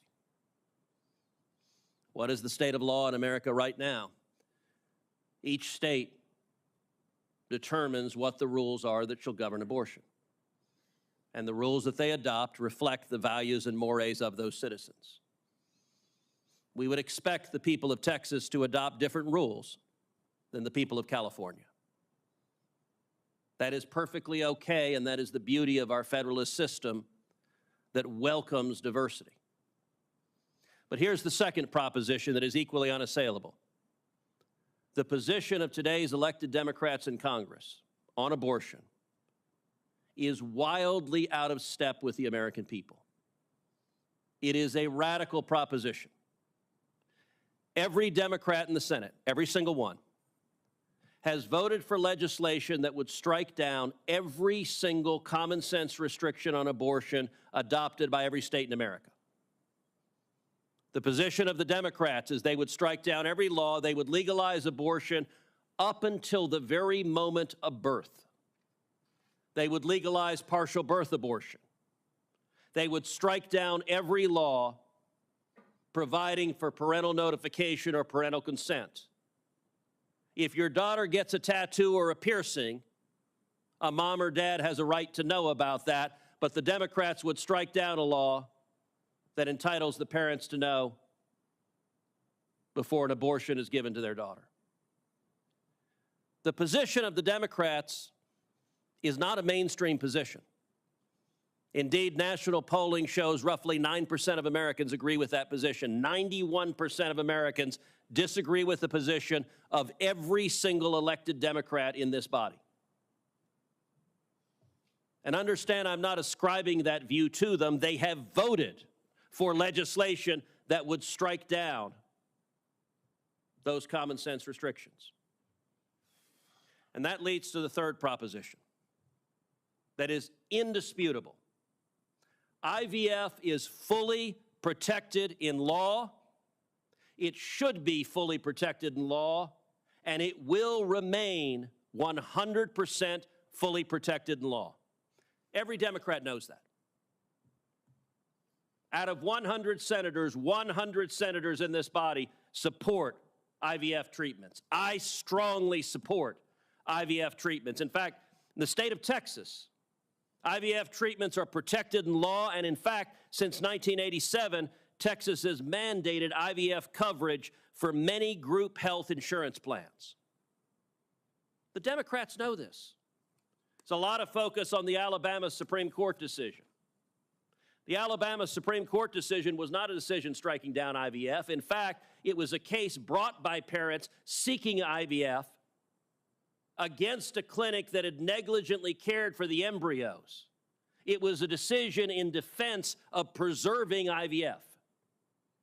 But a whole lot of partisan elected officials and a whole lot of partisans in the media immediately seized on that decision to say, aha, IVF will be struck down. Well, I will say the state of Alabama acted promptly. Bright red, ruby red Alabama acted promptly to say, no, IVF is protected. Right now, today, roughly 2% of live births are brought into the world through IVF. IVF is a wonderful gift that lets parents who want to welcome a son or daughter, a child to love, lets them welcome that child into the world. But understand why we're having a hearing on IVF, not because there is any threat to IVF, but because the Democrats cannot defend their position on abortion. They have not convened a hearing on whether the country should adopt the Democrat position and allow partial birth abortion in all 50 states. That is their position, but it's wildly unpopular. So for any mom or dad at home looking to have a child through IVF, understand IVF is 100% protected in law. It should be. It will be. I strongly support it, and so does every other member of this body. Senator Klobuchar. Thank you very much, Senator Durbin. I think I'm going to ask some experts questions here. Ms. Rivera, in June, the Supreme Court shredded nearly 5 decades of precedent, protecting June of 22, protecting a woman's right to make her own health care decisions. What has happened? Governors raced to the state capitals in certain states to pass laws that completely restricted a woman's right to make her own decisions, leaving it to politicians. Now 21 states. We have seen bans, partial bans, you name it. Can you talk about the chaos and cruelty the Dobbs decision has unleashed? Thank you, Senator. We are experiencing an American dystopia with abortion bans preventing people from getting access to care as early as they need it where they live.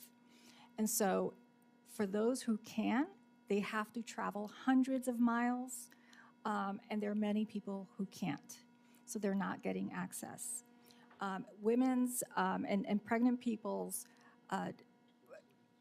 obstetric crises are not getting the standard of care because doctors fear getting arrested and going to jail, like in Texas for 100 years. This is the kind of landscape. The backdrop of this is the U.S.'s maternal mortality rate that exceeds that of other industrialized nations.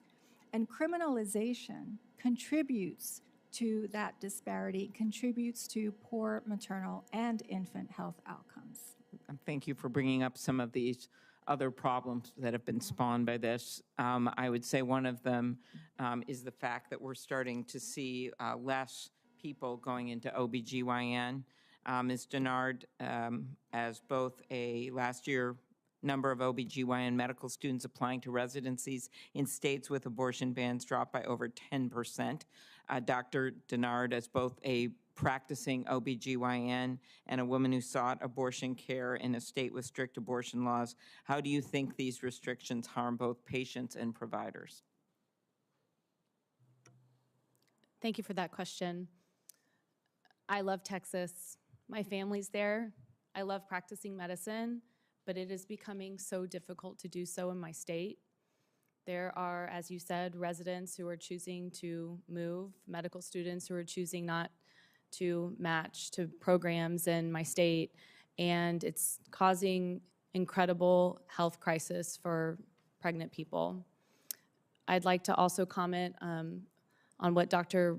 Wubbenhorst had said previously. She mentioned how dangerous abortion is. Abortion is not dangerous. Abortion is safe, and abortion is essential health care. What is really dangerous is pregnancy, and especially pregnancy without access to abortion care. Medical situations are complicated. There is an art to practicing medicine. This is not a black or white issue. It's not a yes or no answer. We need to be able to take care of women in each and individual situation. Okay. Ms. Rivera, on Tuesday, the Supreme Court will hear oral arguments in the Texas medication abortion case. As you know, this is about mifepristone, We know that this drug is safe. American Medical Association has stated that there is, quote, there is no evidence that people are harmed by having access to this safe and effective medication. It's been on the market for more than 2 decades. In 2023, it accounted for 63% of all abortions in the U.S. It's been approved in dozens and dozens of countries. How would a decision whereby justices on the Supreme Court second-guess scientists and experts at the FDA impact women throughout the United States? And really, how has the Texas decision already impacted them? Thank you, Senator. Well, luckily, the Supreme Court has maintained the status quo until the case is heard or decided. It would have a devastating impact on access to care, quality of care, and reproductive health outcomes if medication abortion is scaled back, which is what this case could result in. Even in states where abortion is accessible and legal. So this basically would have national impact on abortion care as well as the reproductive health status of pregnant people. Just a last question to respond to some of what Senator Cruz has said. We'd be here for quite a while if you were to respond to all of it.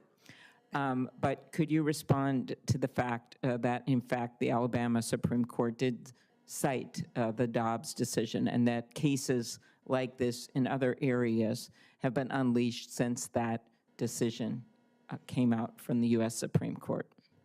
Absolutely. So while the Dobbs decision its holding did not rely on fetal personhood, but it basically opened the door and invited states to define embryos, fetuses, and fertilized eggs as persons if they so choose.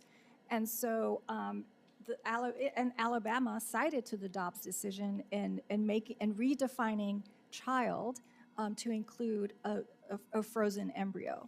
And so I think this is the tip of the iceberg. There are 11 states with broad fetal personhood laws that have yet to be interpreted. And so I think this is the tip of the iceberg.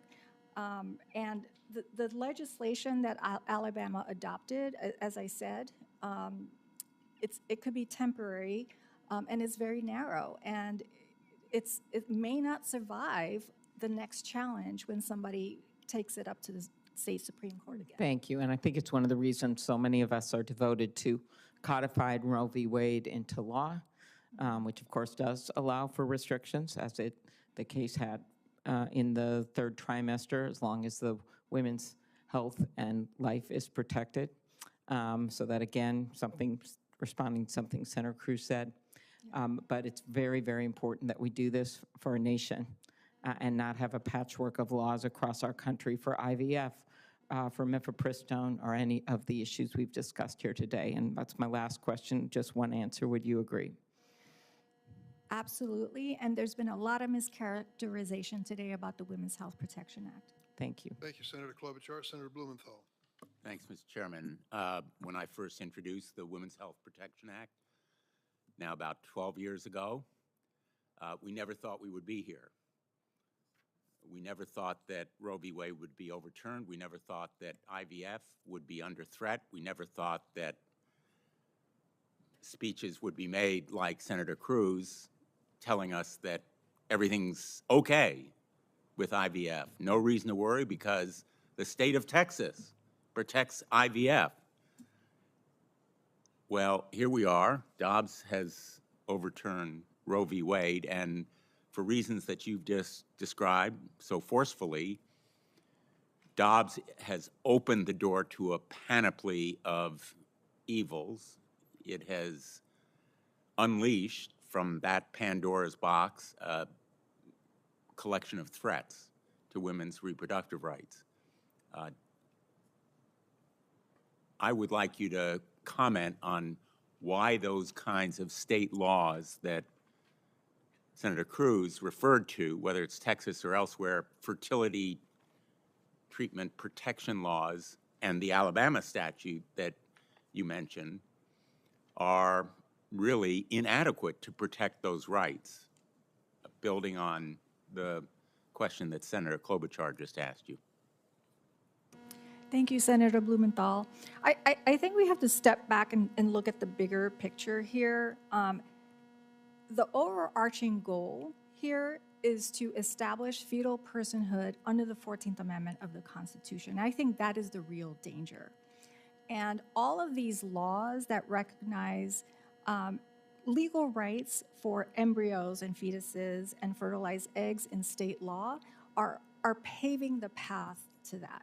And all of these services are in danger because if you believe a fertilized egg is legally a person with all the same rights as everybody here in this room, that it endangers IVF, contraception, and any medical care that would, quote unquote, endanger that fertilized egg, embryo, or fetus, including people who are begging to have their humanity, their healthcare needs met, and saving their bodily organs and lives in emergency rooms because their health is deteriorating. The other Supreme Court, the other case being considered by the Supreme Court is the EMTALA challenge, which the federal EMTALA statute is meant to prevent people's health from deteriorating. But what Idaho is arguing that their state law should override EMTALA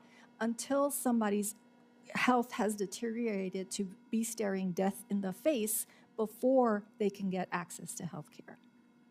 And the Women's Health Protection Act would provide a guarantee of rights against those state laws, personhood laws, restrictions on clinics and whatever other kinds of inadequate conditions are placed on the exercise of these rights, reproductive health rights, would it not?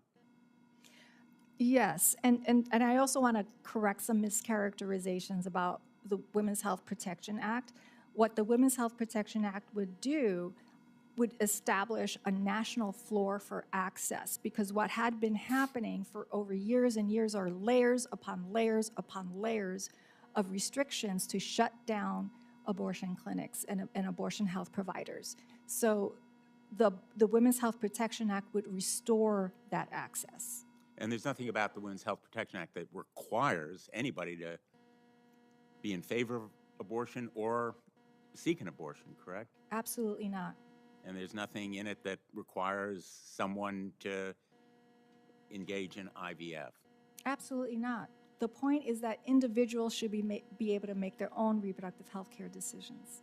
Dr. Dennard, you said, I think, that what's dangerous is not pregnancy, but the lack of access to abortion, where a woman chooses to have it.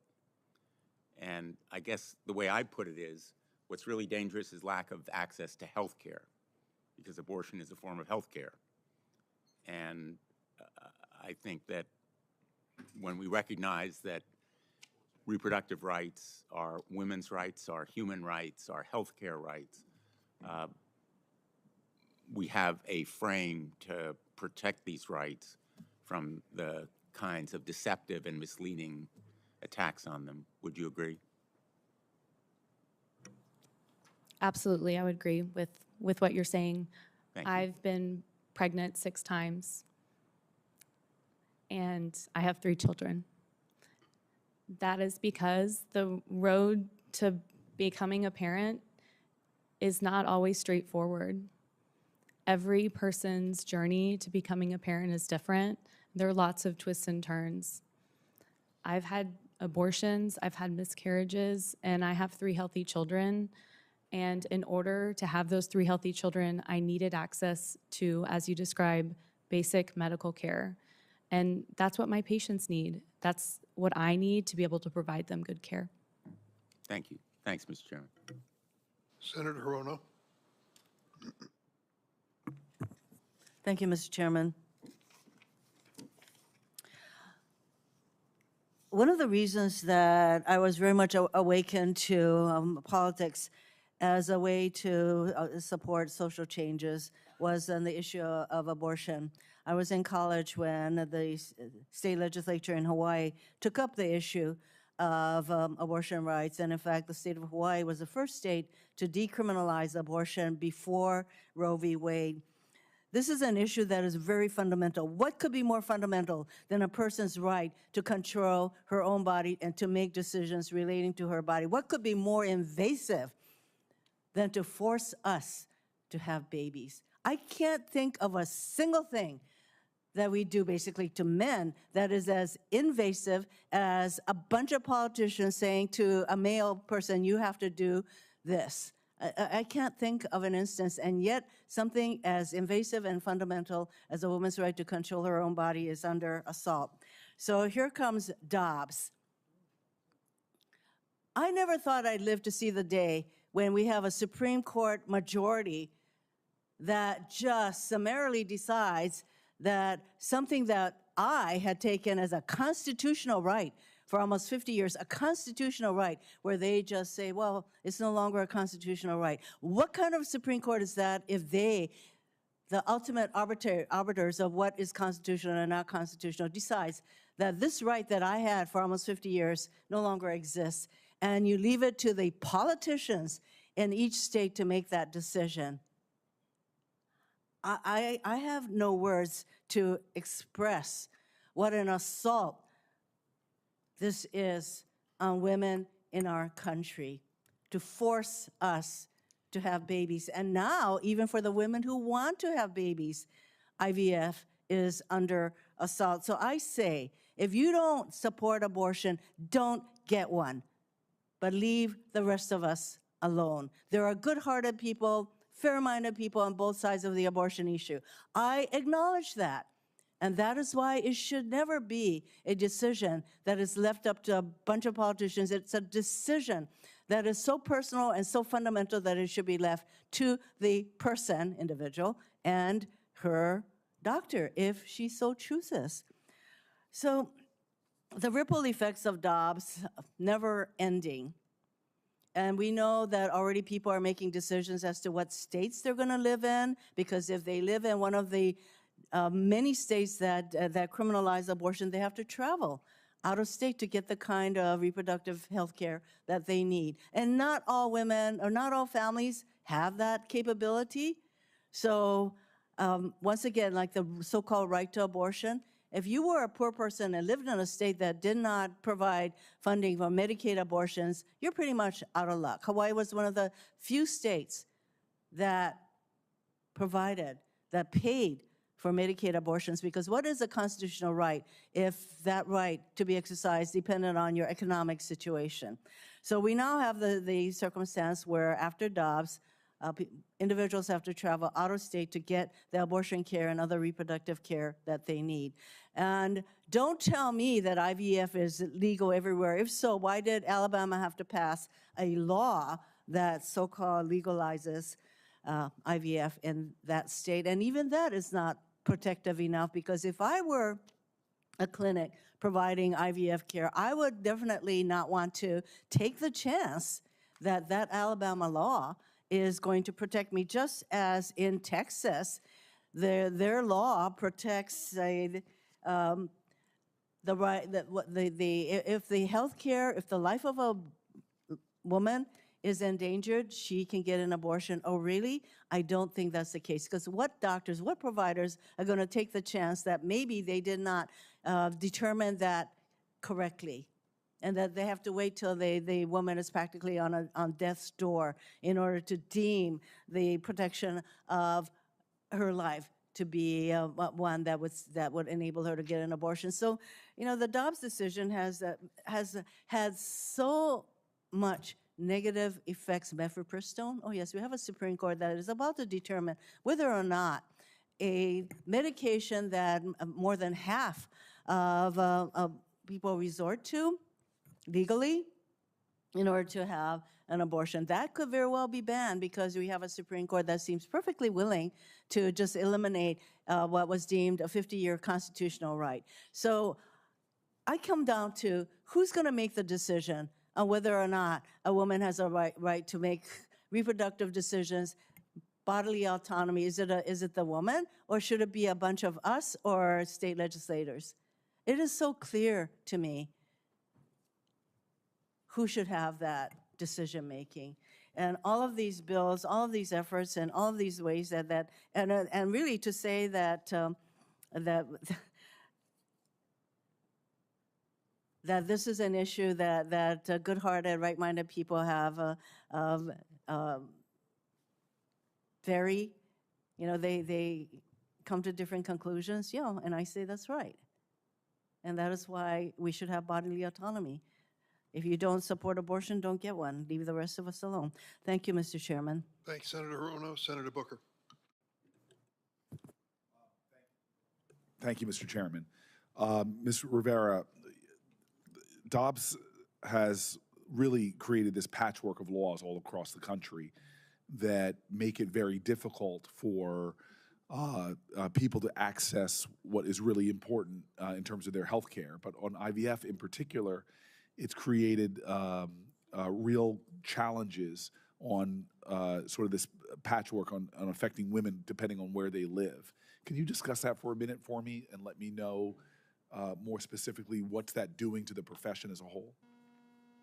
Thank you, Senator. I think, the Alabama situation is the tip of the iceberg, and we'll have to see how the rest of it plays out. There are these 11 states with very broad fetal personhood laws. They haven't yet been fully enforced. So we'll have to see what challenges are brought, what those state Supreme Courts decide. But that's the point. Senator Hirono has a point, right? What's happening is that it's been kind of left to the states to decide.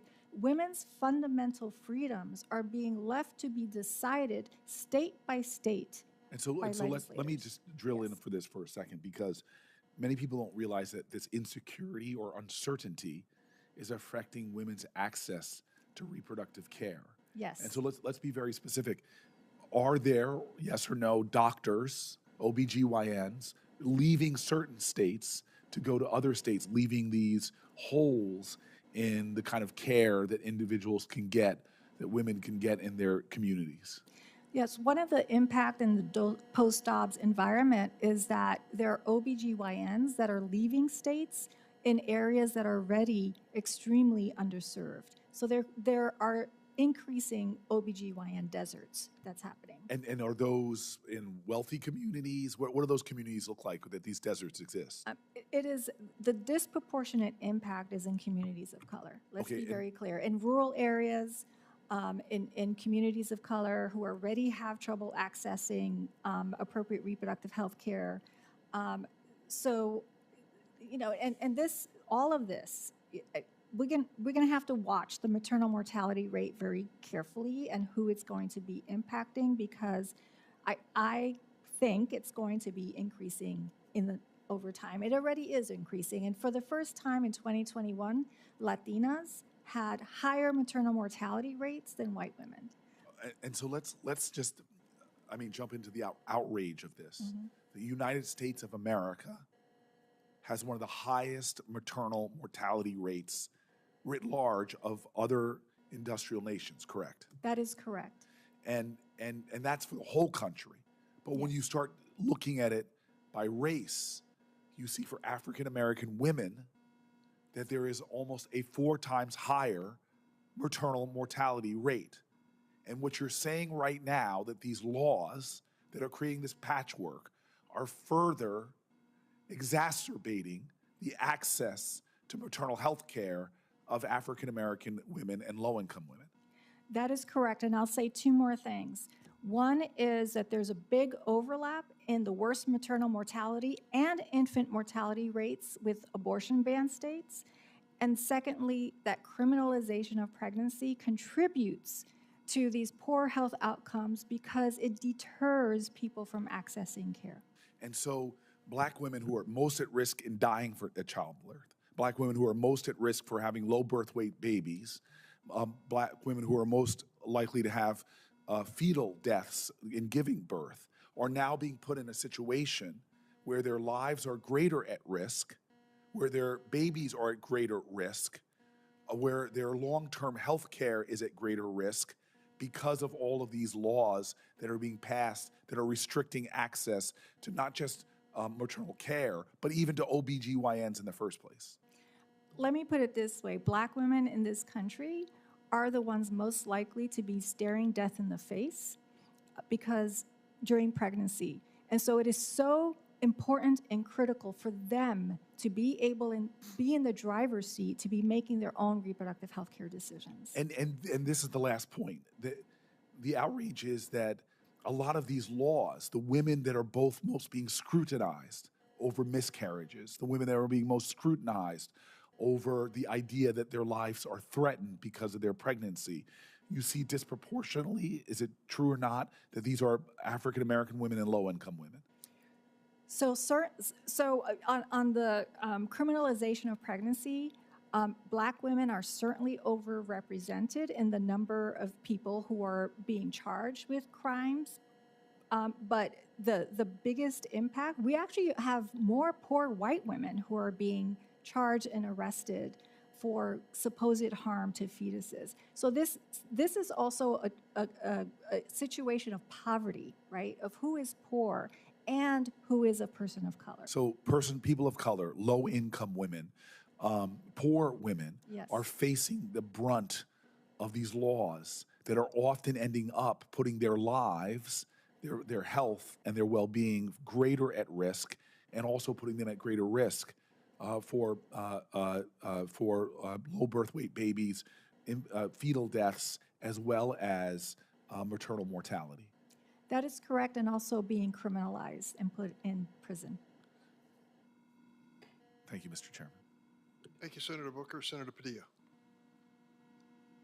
Thank you, Mr. Chair. I do have at least one question I'd like to get to, but first thing I want to do is associate myself with Senator Booker's comments, line of questioning on the equity, racial and otherwise, element of this important conversation.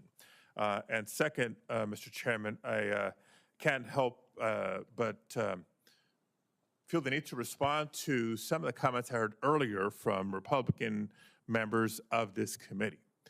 So let me clarify that, first of all, Democrats are not trying to deflect here. We're not trying to mislead here. We're trying to stand up for what's right and what stood as a right for half a century in the United States of America. And we're not afraid of democracy. You want to hear who's afraid of democracy? Those who were more than just disappointed by outcomes of elections in a number of states. Folks, this question has been on the ballot since the Dobbs decision. Questions put before voters whether or not to make access to reproductive health care more restricted or to strengthen access.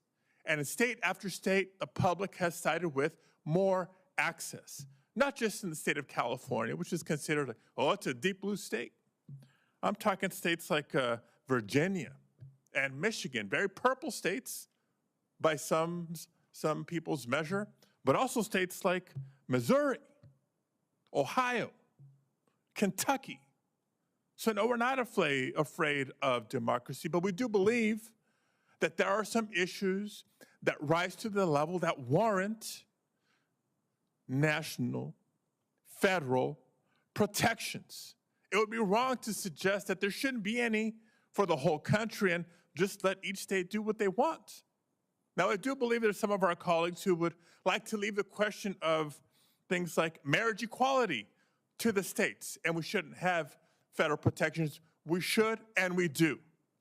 I'm sure there's some of my colleagues who would rather return the question of interracial marriage to the states, and we shouldn't have federal protections. We should, and we do. So I'm sure there's some of my colleagues who think there shouldn't be federal protections for our fundamental right to vote. We should, and we kind of do. That's some unfinished business, but that may be a topic for a hearing on another day. And the question of Alabama, no, the way we have portrayed the decision by the Alabama Supreme Court relative to IVF is actually right on point. It's why former President Trump has tried so quickly to distance himself from that decision. And when Republicans called on the Alabama legislature to respond to it. When my colleague on this committee says, well, you're wrong, but it should be fixed and it will be fixed. You can't have it both ways. It was right or it's wrong. Clearly, the Alabama Supreme Court got it wrong, and the Alabama legislature was put in the position of having to rectify. Now to today's hearing. Since the decision by the Supreme Court to overturn Roe v. Wade, thousands of women have been forced to travel outside of their home state, sometimes hundreds of miles, to access the reproductive health care that they need. California is among several states that has seen a significant rise in out-of-state women seeking essential care. And it's more critical now than ever that all women are able to freely travel to access the reproductive health care that they need. It's equally important to ensure that states like California also are supported with the adequate resources to provide women with that quality care regardless of where they come from. Ms. Rivera, we keep turning to you for your tremendous perspective and expertise here. How has the influx of out-of-state women seeking care impacted healthcare systems in states like California where abortion remains legal? Thank you for your question, Senator. So states like California, a number of states have really stepped up and expanded access to abortion care because of the anticipation that more people will need it, which is great. On the other hand, it's strained those systems in the state. So people inside those states have longer waiting periods, for example, because it's harder to get an appointment because of the influx of people from other states. So on one hand, it is great that states like California are able to serve people coming from out of states, and at the same time, it really is taxing the health system in your state. Okay. Thank you very much. Thank you, Mr. Chair. Thanks, Senator Padilla. Senator Welch. Thank you, Mr. Chairman. I want to thank the witnesses. Just a comment about this decision by the Supreme Court in Dobbs, which I think was profoundly cynical, based on, quote, originalism, and that's in the mind of the Supreme Court justices who wanted to overturn what had been settled doctrine. And the second thing that's so disturbing about this, and I'm sorry Senator Cruz isn't here, the idea that the privacy rights that were enshrined in Roe v. Wade, that value that we placed constitutionally on certain realms of decision-making that belong to the individual person is challenged and then is turned over to a political process. Senator Rono said it best. You make your own decision. You respect the decision another person makes because that's her right. That's all upside down now. And it's unleashed this whirlwind where states are having bans from the moment of conception, where personhood where IVF is threatened, where every right that we've had is thrown into turmoil. And it's all on the basis of the Supreme Court rejecting the notion that there are certain spheres where it is the individual who has the freedom to make the decision that is best for her and not impose her decision on others.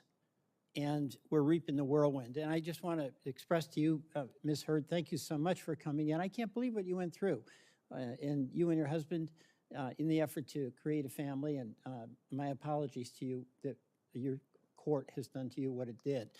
I do want to ask a question just on a practical level about what's the implication and the cost to a family who wants to have IVF.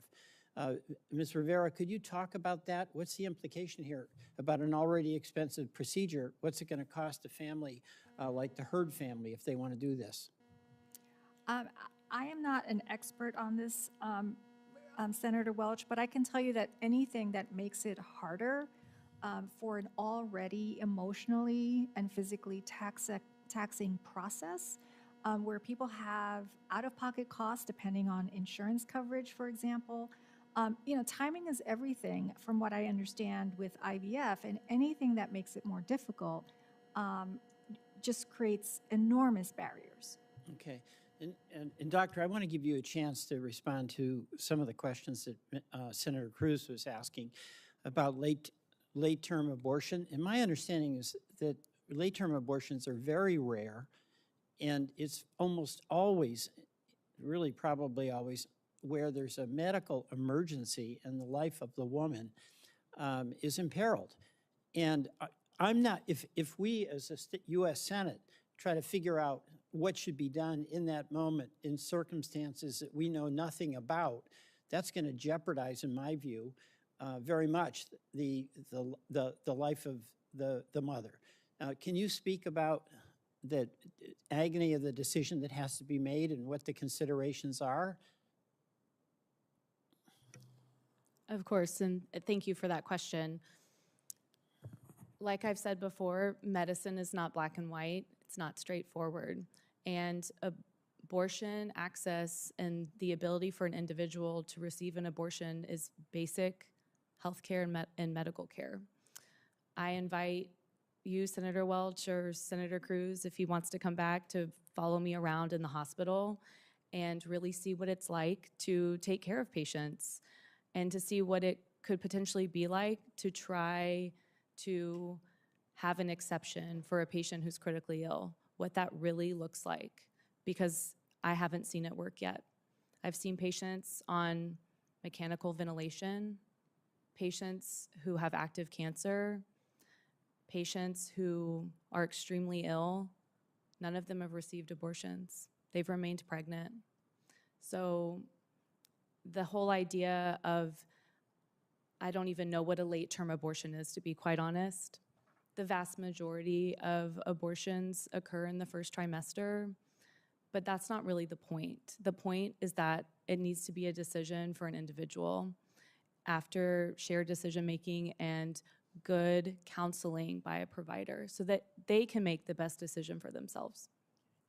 Thank you very much. I yield back. I want to thank the panel. I have two things I'd like to raise, and you've been very patient to this point. But going back to Senator Cruz's statements, I listened to him, and then I read some information given to me by my staff. What are the reasons for really late-term abortions? Well, there are three. And the information I'm reading from comes from the Center for Disease Control.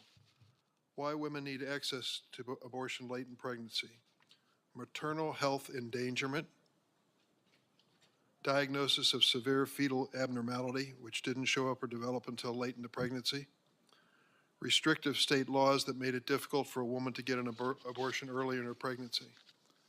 And we're talking about 1% of all abortions. I do politics for a living. So if you want to make your case, you make it in the extreme. The day before she gave birth, should she get an abortion then because she didn't like the gender of the baby that's going to be born? That was one of the examples that was used by one of the senators here. And you think to yourself, does that really happen? Could it happen? Well, it might in the extreme case, in the exceptional case. What they're really getting to is they don't trust the woman to make the decision. Implicit in that statement is the notion they're going to get it wrong, or they're going to do something stupid, and this innocent baby that might have been born is not going to be born. It hardly ever happens, and the reasons are set out by the CDC in extreme cases. And I trust women a lot more than I trust the politicians of Alabama or even Illinois to make that same decision for that woman. I think that's what the bottom line is as far as the late term's concerned. And the other thing, you look at the bills that many of my Republican colleagues have on the subject of abortion, and many of them have exceptions for IVF. They say so when they come to the committee hearing. We're not arguing about IVF. We have difference of opinion on abortion. Here's the fundamental problem I see. If you believe that life begins at the moment of conception, if that is your premise for your policy and your law, how are you going to explain IVF? Because at the end of the day, there are going to be embryos that are not implanted, and something has to happen to them. And if they're treated as humans, persons, whatever you characterize them, as they worried about in Alabama, you're drawn to one conclusion. If you think that life begins at the moment of conception, you have to do something to protect that embryo. But I have to tell you, I don't believe that. I don't believe that is a premise that we should start off on, because it takes us to a place that is impossible to live with, as far as I'm concerned, with the extraordinary circumstances that face many people. I hope that there will be some people, as a result of this hearing, who will think a little bit more on the subject. I will certainly think a little bit more. We had an excellent turnout by the committee because the issue is not only topical, but it's real and it's human, and we all know somebody like Ms. Hurd, whose life has been positively impacted by IVF. Thank you so much for bringing your experience to it, and thanks to all the witnesses. The hearing will remain open for 1 week for submission of additional materials for the record, and with that, the hearing is adjourned.